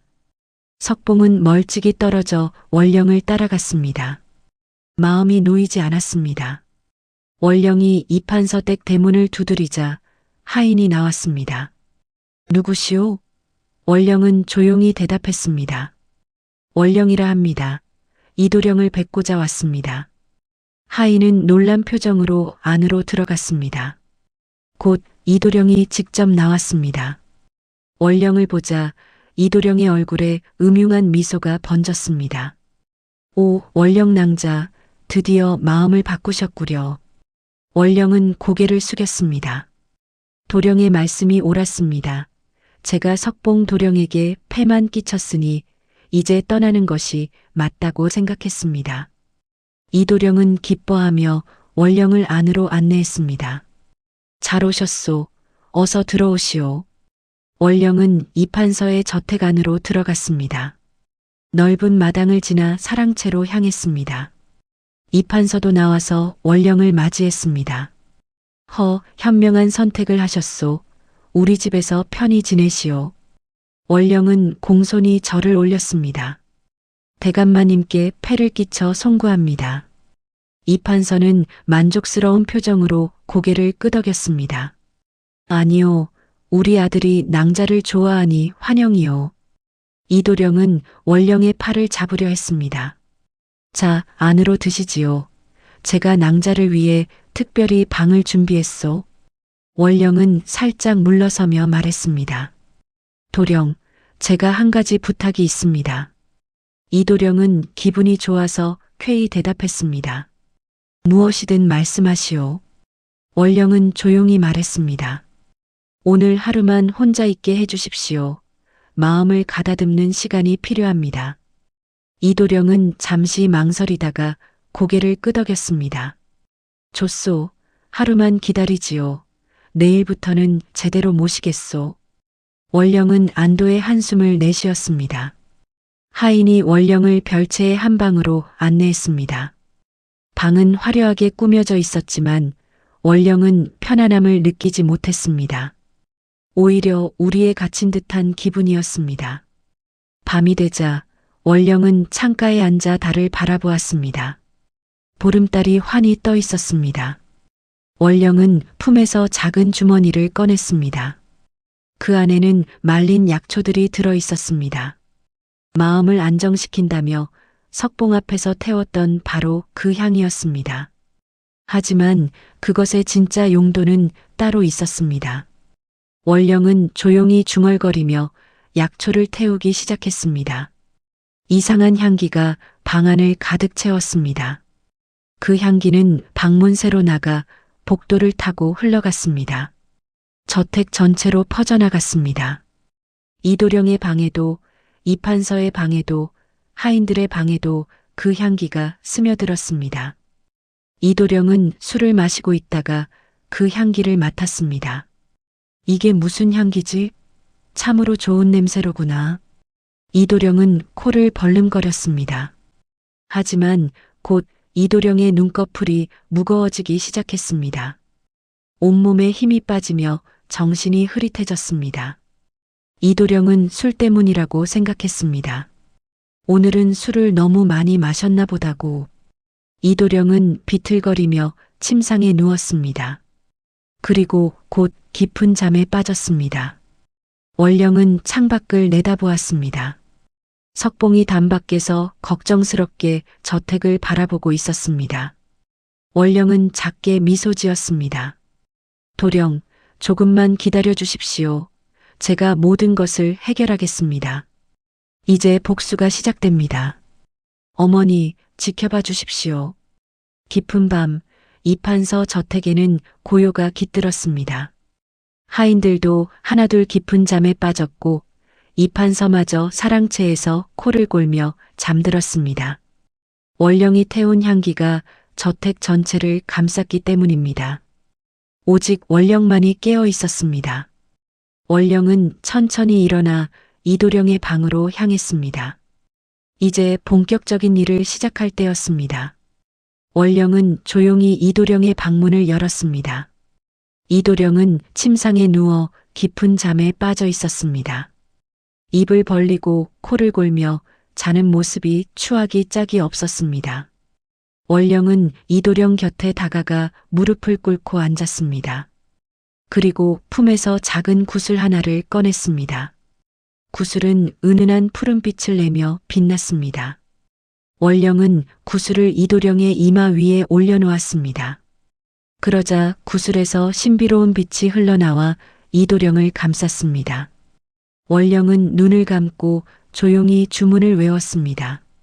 내가 지은 죄를 내 눈으로 보고 내가 준 고통을 내 몸으로 느껴라. 이도령의 눈꺼풀이 파르르 떨렸습니다. 비록 깊은 잠에 빠져 있었지만 그의 정신은 다른 곳으로 옮겨가고 있었습니다. 꿈속으로, 아니 악몽 속으로. 원령은 먼저 이도령이 평생 저지른 모든 악행을 보게 했습니다. 수많은 여인들을 희롱하고 버린 일, 힘없는 백성들을 괴롭힌 일, 아버지의 권세를 믿고 저지른 온갖 못된 짓들이 눈앞에 펼쳐졌습니다. 원령은 한숨을 내쉬었습니다. 참으로 악한 자로구나. 하지만 오늘 밤 내가 그 대가를 치르게 하리라. 원령은 구슬에 더 많은 힘을 불어넣었습니다. 구슬의 빛이 더욱 강렬해졌고 이도령의 몸이 식은땀으로 흠뻑 젖기 시작했습니다. 꿈속에서 이도령은 자신이 괴롭혔던 사람이 되어 있었습니다. 먼저 이도령은 어느 가난한 안악의 몸으로 들어갔습니다. 자신에게 겁탈당하는 고통을 느꼈습니다.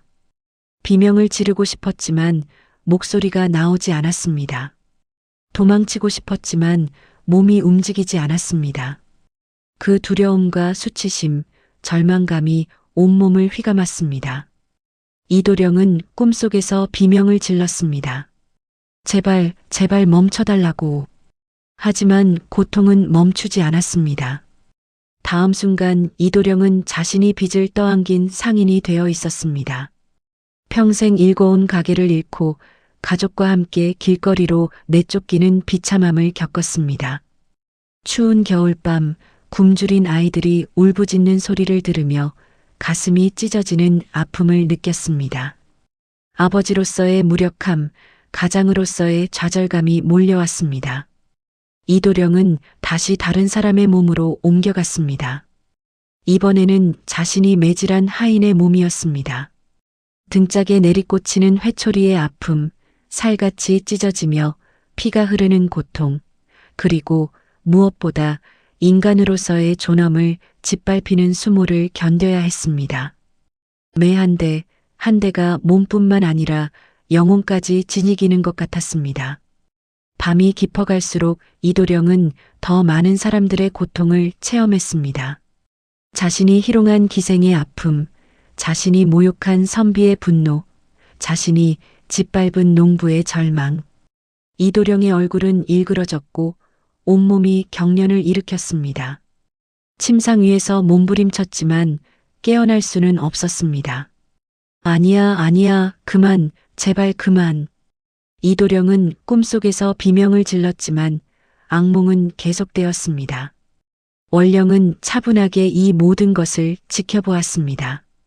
이것은 단순한 복수가 아니었습니다. 깨달음을 주는 것이었습니다.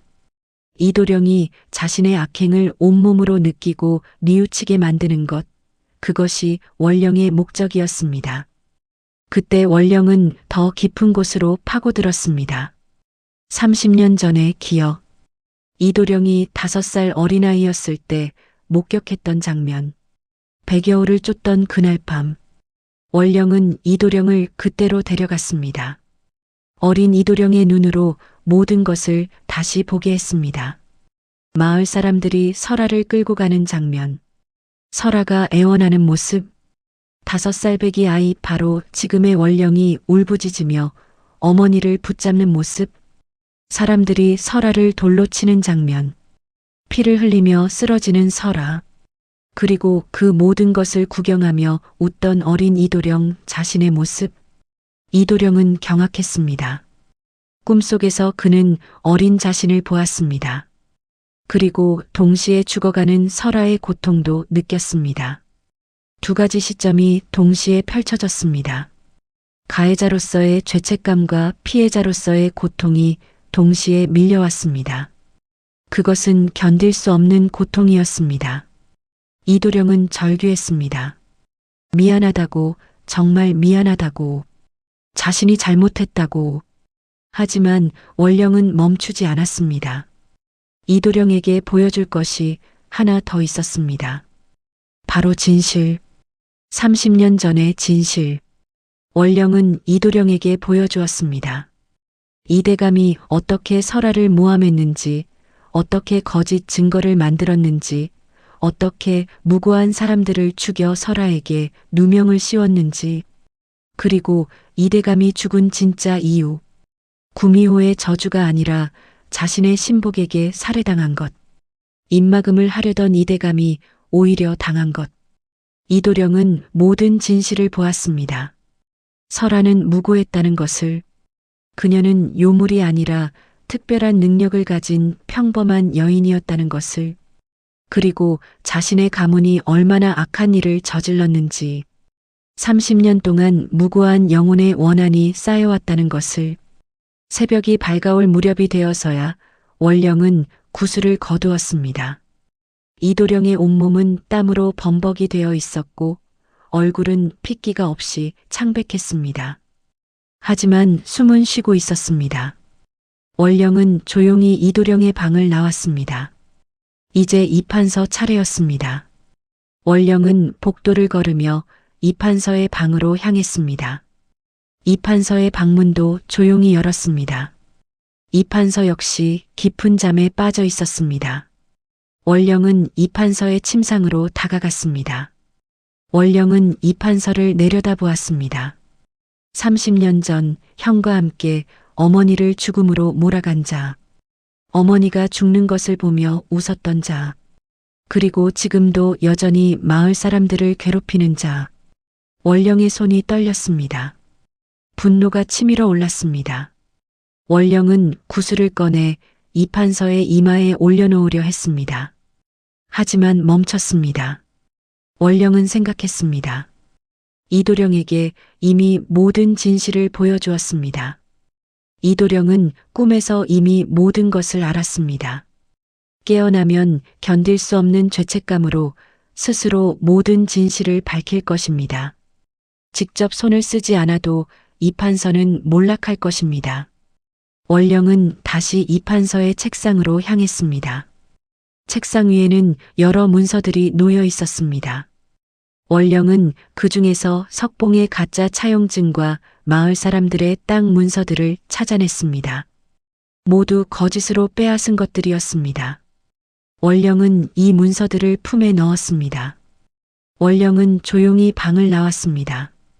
동쪽 하늘이 붉게 물들기 시작했습니다. 원령은 별채 자신의 방으로 돌아왔습니다. 창밖을 내다보니 석봉이 여전히 담 밖에서 기다리고 있었습니다. 밤새 한숨도 자지 않고 지킨 것입니다. 원령은 가슴이 뭉클했습니다. 도령, 조금만 더 기다려 주십시오. 곧 끝이 납니다. 해가 떠오르자 저택 안의 사람들이 하나둘 잠에서 깨어났습니다. 하인들은 어젯밤 일을 전혀 기억하지 못했습니다. 다만 이상하게 피곤하다고 느낄 뿐이었습니다. 이판서도 깨어나 하품을 했습니다. 어젯밤 참 깊이 잤다고 중얼거렸습니다. 하지만 이도령의 방에서는 아무 소리도 들리지 않았습니다. 정오가 되어서도 이도령이 나오지 않자 하인이 방문을 두드렸습니다. 도령님 주무십니까?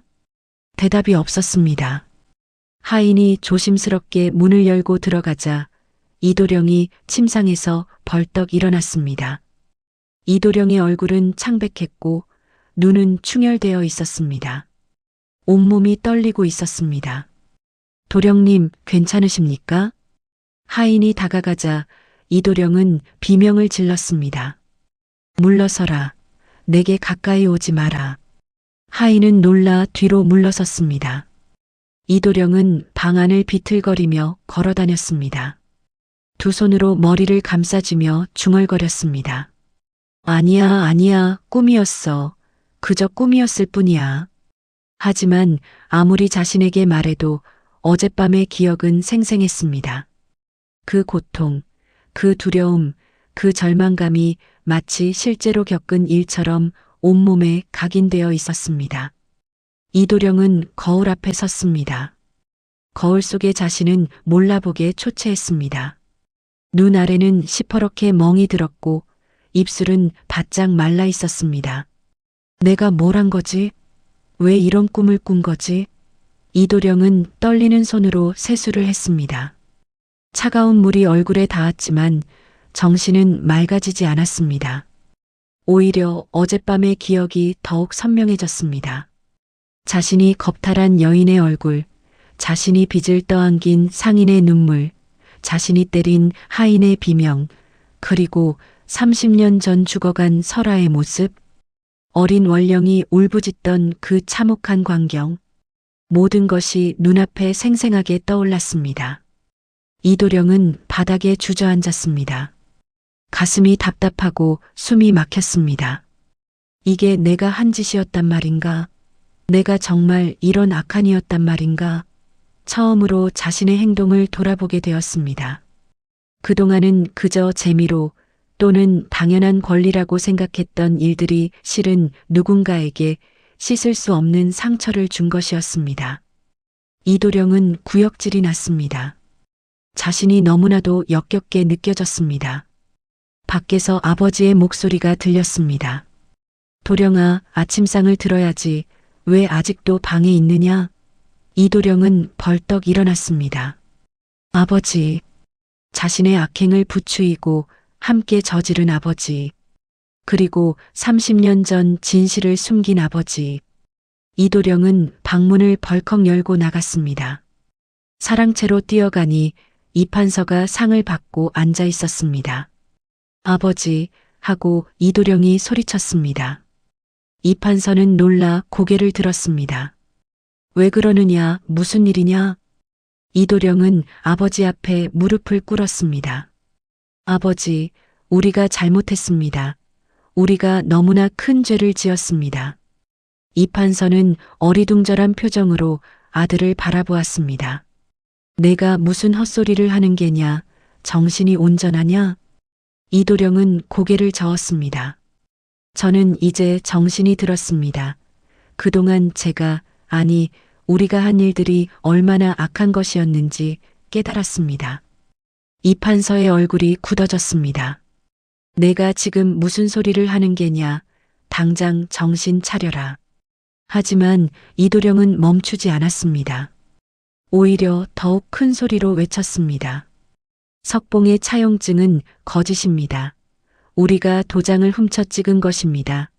그리고 마을 사람들의 땅도 모두 속여서 빼앗은 것입니다. 우리가 악한입니다. 이판서는 화들짝 놀라 일어났습니다.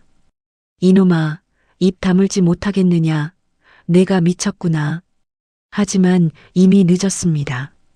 사랑채 밖에는 심부름을 온 마을 사람들이 서 있었고 이도령의 외침을 모두 들었던 것입니다. 사람들은 서로의 얼굴을 바라보며 수군거렸습니다. 들었소. 이도령이 뭐라고 했소? 차용증이 거짓이라고 했소. 그리고 땅도 속여서 빼앗았다고. 그럼 우리 땅도 그렇게 빼앗긴 것이요? 이판서는 창백한 얼굴로 밖을 내다보았습니다. 마을 사람들이 자신을 노려보고 있었습니다. 이판서는 다급히 이도령의 입을 막으려 했습니다. 이놈아, 정신 차려라. 내가 지금 무슨 짓을 하는 게냐? 하지만 이도령은 아버지의 손을 뿌리치고 밖으로 나갔습니다. 마을 사람들 앞에 섰습니다. 여러분, 제 말을 들어주십시오. 저와 제 아버지가 여러분께 큰 죄를 지었습니다. 사람들이 가까이 모여들었습니다. 이도령은 눈물을 흘리며 말을 이었습니다. 우리는 거짓 문서를 만들어 여러분의 땅을 빼앗았습니다. 석봉의 차용증도 거짓입니다. 그의 도장을 훔쳐 찍은 것입니다. 그리고 30년 전 설아님은 무고했습니다. 우리 큰아버지가 그분을 모함하여 죽게 만들었습니다. 마을 사람들이 웅성거리기 시작했습니다. 분노가 들끓었습니다. 이 악당들, 우리를 속였구나. 당장 관아에 고발해야 하오. 이판서는 뒤로 물러서며 외쳤습니다. 저놈이 미쳤소. 저놈 말을 믿지 마시오. 하지만 아무도 이판서의 말을 듣지 않았습니다. 이도령은 품에서 문서들을 꺼냈습니다. 여기 증거가 있습니다. 우리가 조작한 문서들입니다. 사람들은 경악했습니다. 이것이 진짜 증거였습니다. 그때 원령이 별채에서 나왔습니다. 마당 한가운데로 걸어왔습니다. 모든 사람의 시선이 원령에게 집중되었습니다. 원령은 조용히 말했습니다. 여러분, 저는 30년 전 억울하게 죽임을 당한 설아의 딸입니다. 마을에 침묵이 흘렀습니다. 원령은 말을 이었습니다. 어머니는 요물이 아니었습니다. 그저 평범한 여인이었습니다. 하지만 이 집안의 음모로 죽임을 당했습니다. 저는 복수를 위해 돌아왔습니다. 하지만 직접 손을 쓰지는 않았습니다. 다만 진실을 보여주었을 뿐입니다. 석봉이 담을 넘어 마당으로 뛰어들었습니다. 원령낭자 하고 외치며 원령은 석봉을 보고 미소 지었습니다. 도령, 이제 모든 것이 끝났습니다. 정의가 바로 섰습니다. 석봉은 원령의 손을 잡았습니다. 정말 무사하시군요. 다행입니다. 마을 사람들은 이판서 부자를 둘러쌌습니다. 관아에 끌고 가야 한다고, 이들의 죄를 밝혀야 한다고. 곧 관속들이 도착했습니다. 이도령의 고백과 증거 문서들로 인해 이판서 부자는 체포되었습니다. 복수는 완성되었습니다. 하지만 원령의 마음은 무거웠습니다. 이제 어찌해야 할까요? 석봉과의 이별이 다가오고 있었습니다. 이판서 부자가 끌려간 후 마을 사람들은 복잡한 심정이었습니다. 한편으로는 정의가 바로 섰다는 기쁨이 있었고 다른 한편으로는 원령의 정체를 알게 된 두려움이 있었습니다. 하지만 원령이 직접 손을 쓰지 않고 진실만을 보여주었다는 것, 그리고 마을을 구했다는 사실이 사람들의 마음을 움직였습니다. 사흘 뒤 관아에서 사람이 왔습니다. 관아에서는 이도령의 자백과 증거 문서들을 검토한 후 이판서에게는 유배형을, 이도령에게는 곤장과 재산 몰수형을 선고했습니다. 모든 재산은 몰수되었고 그들이 빼앗은 땅은 원래 주인들에게 돌려준다는 소식이었습니다. 마을 사람들은 기뻐하며 춤을 추었습니다. 석봉도 아버지의 땅 문서를 되찾았습니다. 손에 쥔 문서가 믿기지 않아 몇 번이나 들여다보았습니다. 정말입니다. 정말 돌려받았습니다. 석봉은 집으로 달려가 어머니께 보여드렸습니다. 어머니, 보십시오. 아버지의 땅을 되찾았습니다. 어머니는 눈물을 흘리며 하늘에 감사의 기도를 올렸습니다. 고맙습니다. 정말 고맙습니다. 이 모든 것이 원령이 덕분이구나. 석봉은 고개를 끄덕였습니다. 그렇습니다. 원령 낭자가 아니었다면 우리는 모든 것을 잃었을 것입니다. 하지만 그날부터 원령은 점점 말이 없어졌습니다. 석봉과 함께 있을 때도 멍하니 먼 곳을 바라보곤 했습니다. 석봉은 걱정이 되었습니다. 원령 낭자, 무슨 걱정이 있으십니까? 원령은 고개를 저었습니다. 아니라고, 아무것도 아니라고. 하지만 석봉은 알고 있었습니다. 원령이 떠날 준비를 하고 있다는 것을, 복수를 완성한 이상 더 이상 이곳에 머물 이유가 없다고 생각하는 것을. 석봉의 가슴이 답답했습니다. 떠나지 말아달라고 말하고 싶었지만 입이 떨어지지 않았습니다. 일주일이 지난 어느 달 밝은 밤이었습니다. 석봉은 마루에 나와 앉았습니다. 원령도 나와서 석봉 옆에 앉았습니다. 두 사람은 한동안 말없이 달을 바라보았습니다. 고요한 밤이었습니다. 바람조차 숨을 죽인 듯 조용했습니다. 원령이 먼저 입을 열었습니다. 도령, 저는 떠나야 합니다. 석봉의 가슴이 철렁 내려앉았습니다. 예상했던 말이었지만 실제로 듣고 나니 가슴이 찢어지는 것 같았습니다. 왜 그러십니까? 이곳에 계시면 안 됩니까? 원령은 고개를 저었습니다. 도령, 저는 사람이 아닙니다. 구미호입니다. 석봉은 항변했습니다. 그게 무슨 상관입니까? 낭자는 저를 구해주셨고 마을을 구해주셨으며 정의를 바로 세우셨습니다. 그런 낭자를 어찌 두려워하겠습니까? 원령은 슬픈 미소를 지었습니다. 도령의 마음은 고맙습니다. 하지만 사람과 요물은 함께할 수 없습니다. 이것은 하늘의 이치입니다. 원령은 말을 이었습니다.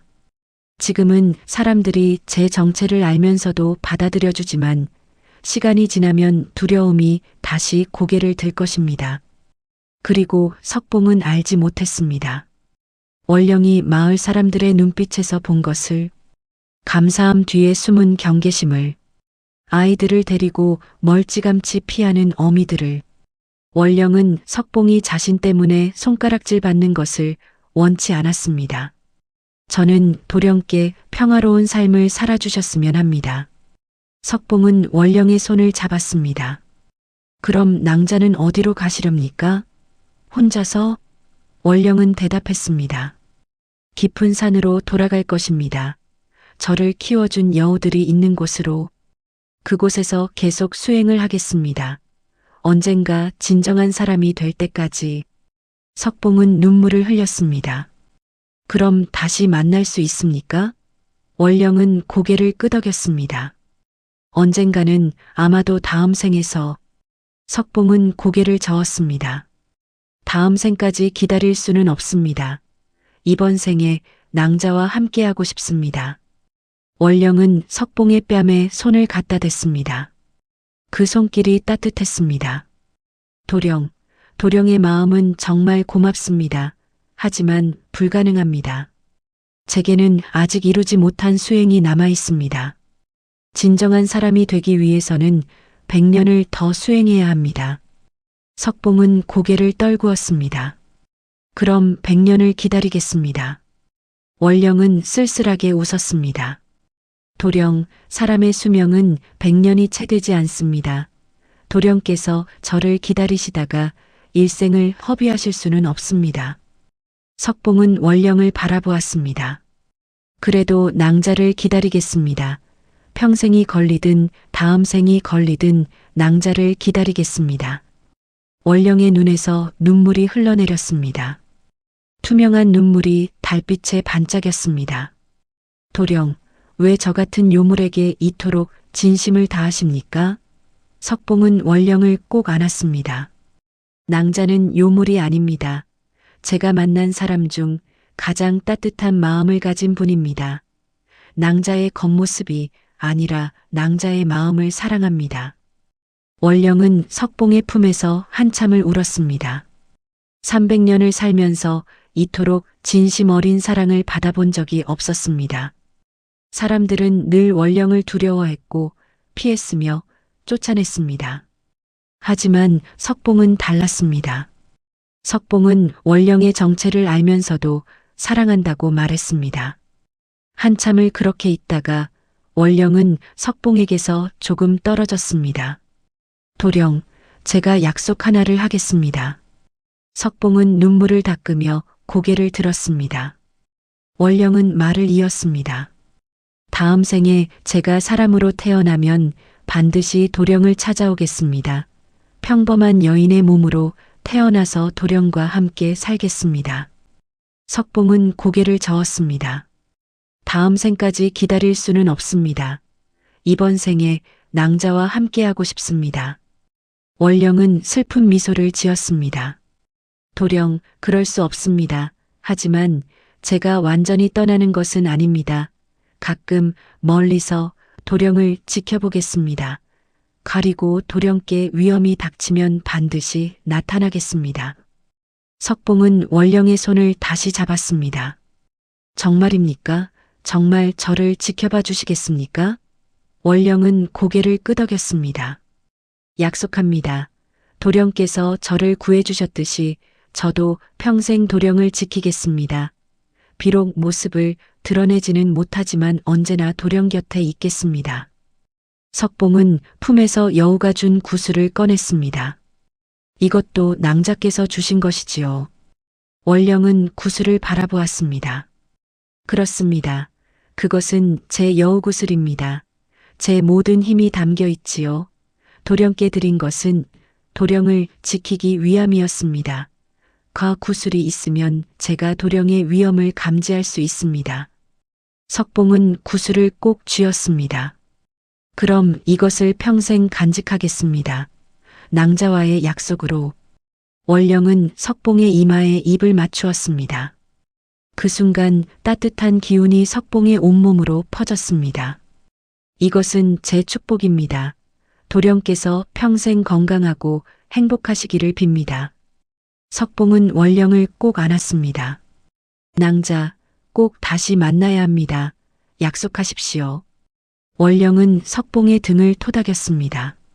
약속합니다. 반드시 다시 만나겠습니다. 달이 구름 뒤로 숨었습니다. 바람이 불어왔고 원령의 옷자락이 펄럭였습니다. 원령은 석봉에게서 천천히 멀어졌습니다. 도령, 이제 안녕히 계십시오. 행복하게 사십시오.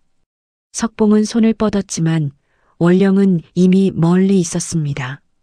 낭자 하고 석봉이 외쳤지만 원령은 뒤돌아보지 않았습니다. 원령은 뒷마당을 지나 숲으로 향했습니다. 석봉은 뒤따라 달려갔지만 원령의 걸음은 점점 빨라졌습니다. 마치 바람을 타고 가는 듯 했습니다. 낭자, 기다리십시오 하고 석봉이 외쳤지만 원령은 멈추지 않았습니다. 숲속 깊은 곳, 달빛이 쏟아지는 빈터에 이르렀을 때 원령이 멈춰 섰습니다. 석봉도 그곳에 도착했습니다.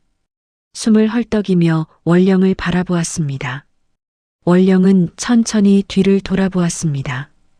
달빛 아래 그녀의 모습이 변하기 시작했습니다.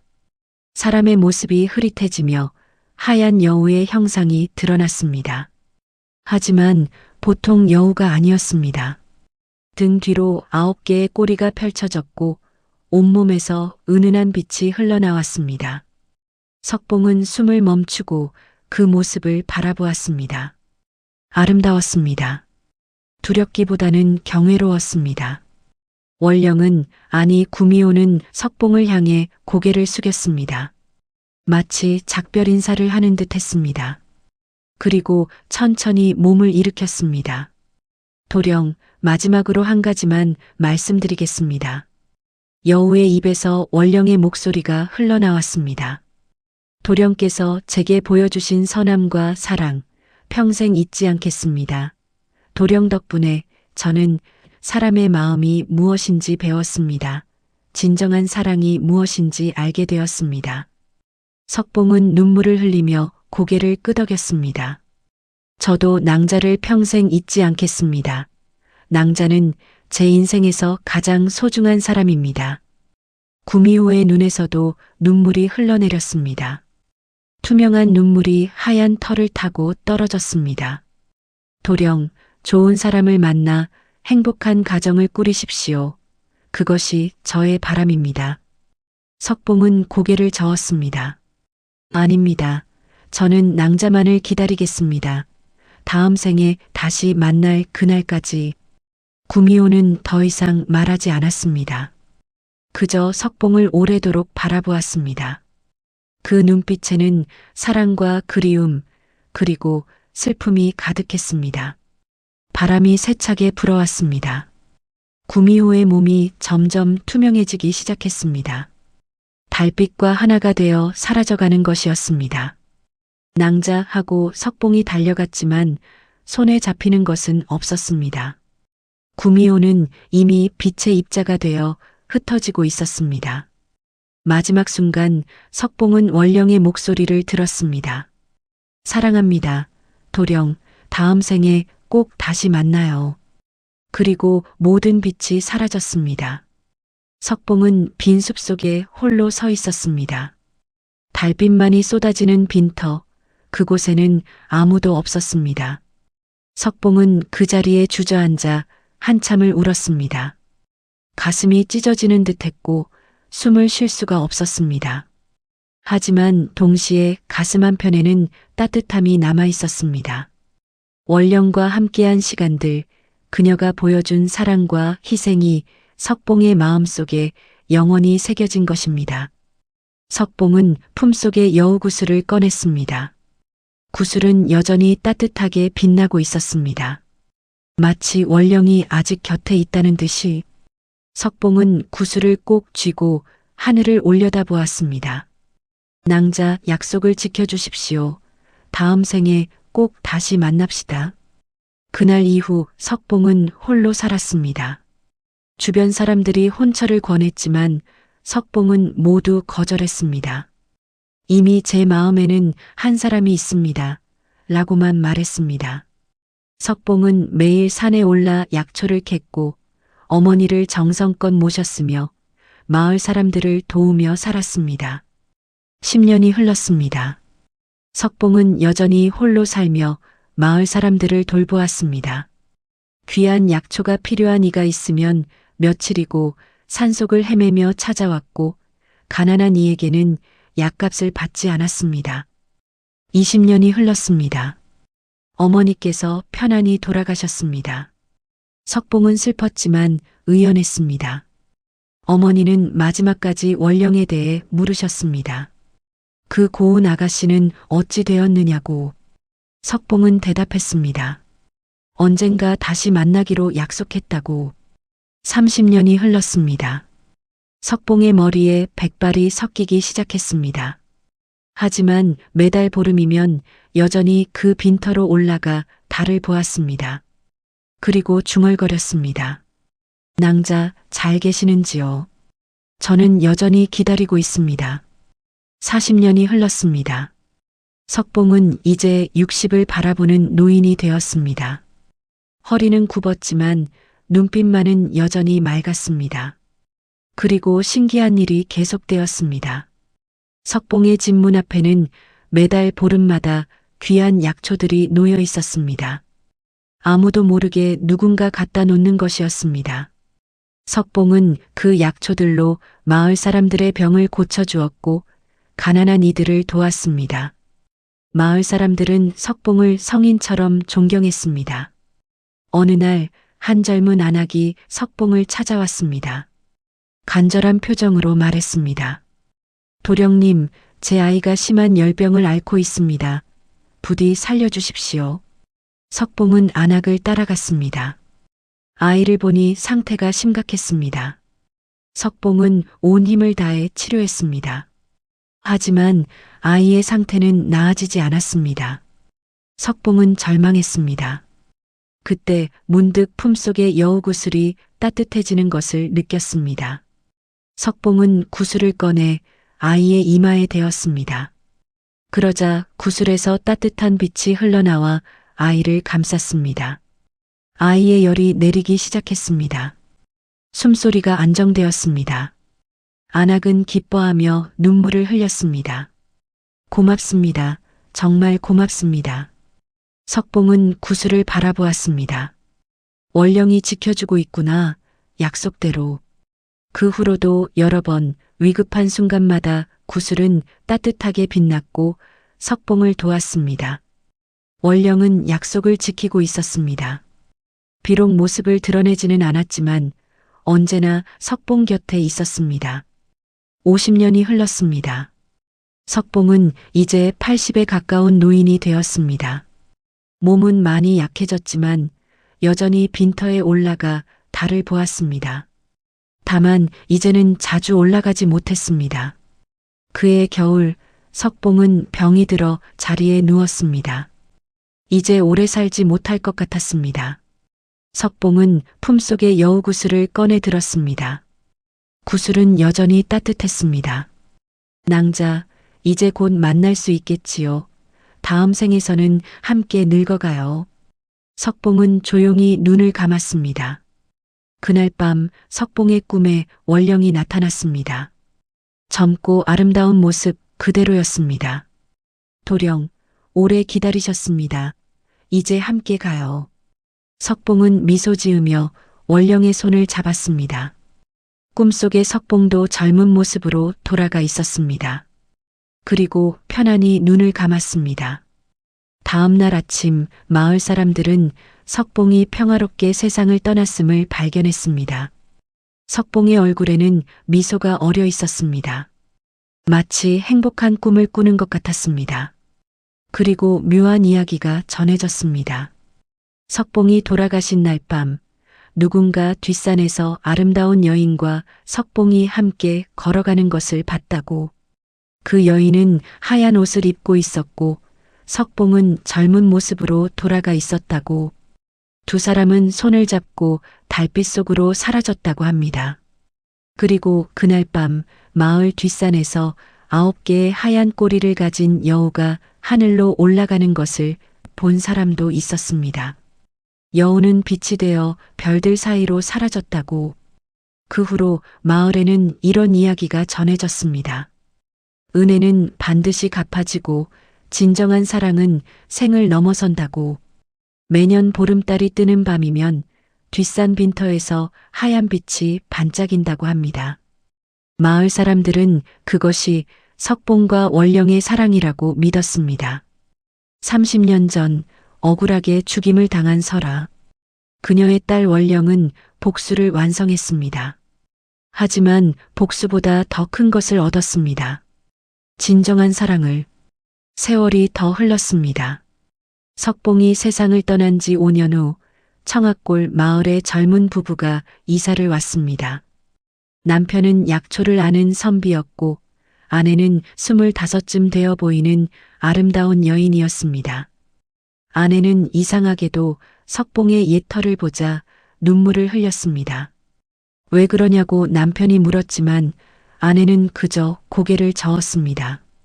모르겠다고, 그저 그리운 느낌이 든다고.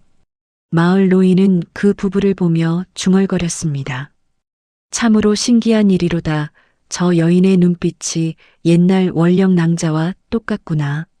하지만 그날 밤 보름달이 떠올랐을 때 그 여인은 뒷산 빈터로 향했습니다. 마치 무언가에 이끌리듯 그곳에 서서 달을 바라보았습니다. 그리고 문득 떠오르는 기억들. 어떤 청년이 자신을 구해주던 기억, 함께 달을 보며 사랑을 속삭이던 기억, 눈물로 나눈 이별 약속. 여인은 눈물을 흘렸습니다. 이름도 모르는 누군가를 그리워하며. 하지만 그 순간 바람이 불어왔고 여인은 느낄 수 있었습니다. 그 사람이 바로 자신의 남편이라는 것을, 다시 만나기로 약속했던 그 사람이라는 것을. 여인은 집으로 돌아갔습니다. 남편이 마루에 앉아 달을 보고 있었습니다. 여인은 남편 옆에 앉았습니다. 두 사람은 말없이 손을 잡았습니다. 그리고 함께 달을 바라보았습니다. 전생의 기억은 희미했지만 마음은 기억하고 있었습니다. 달빛이 두 사람을 비추었습니다. 그 모습은 마치 수십 년 전 석봉과 원령이 함께 달을 보던 그 모습과 똑같았습니다. 사랑은 이렇게 시간을 넘어 생을 넘어 계속되는 것입니다. 백월야와 백여우의 밤 이야기. 이것은 복수의 이야기였습니다. 하지만 동시에 사랑의 이야기였습니다. 은혜의 이야기였습니다. 그리고 영원한 약속의 이야기였습니다. 하늘의 달은 오늘도 밝게 빛나고 있습니다. 그 달빛 아래 어디선가 누군가는 사랑하는 이를 기다리고 있을 것입니다. 그리고 그 기다림은 반드시 보답받을 것입니다. 진정한 사랑은 결코 사라지지 않으니까요. 안녕하세요, 여러분. 지금까지 도깨비 아담이었습니다. 많은 분들께 위로와 감동을 드리고 싶어 정성껏 준비했습니다. 좋아요 누르고 구독하면 더 좋은 이야기로 보답하겠습니다. 감사합니다.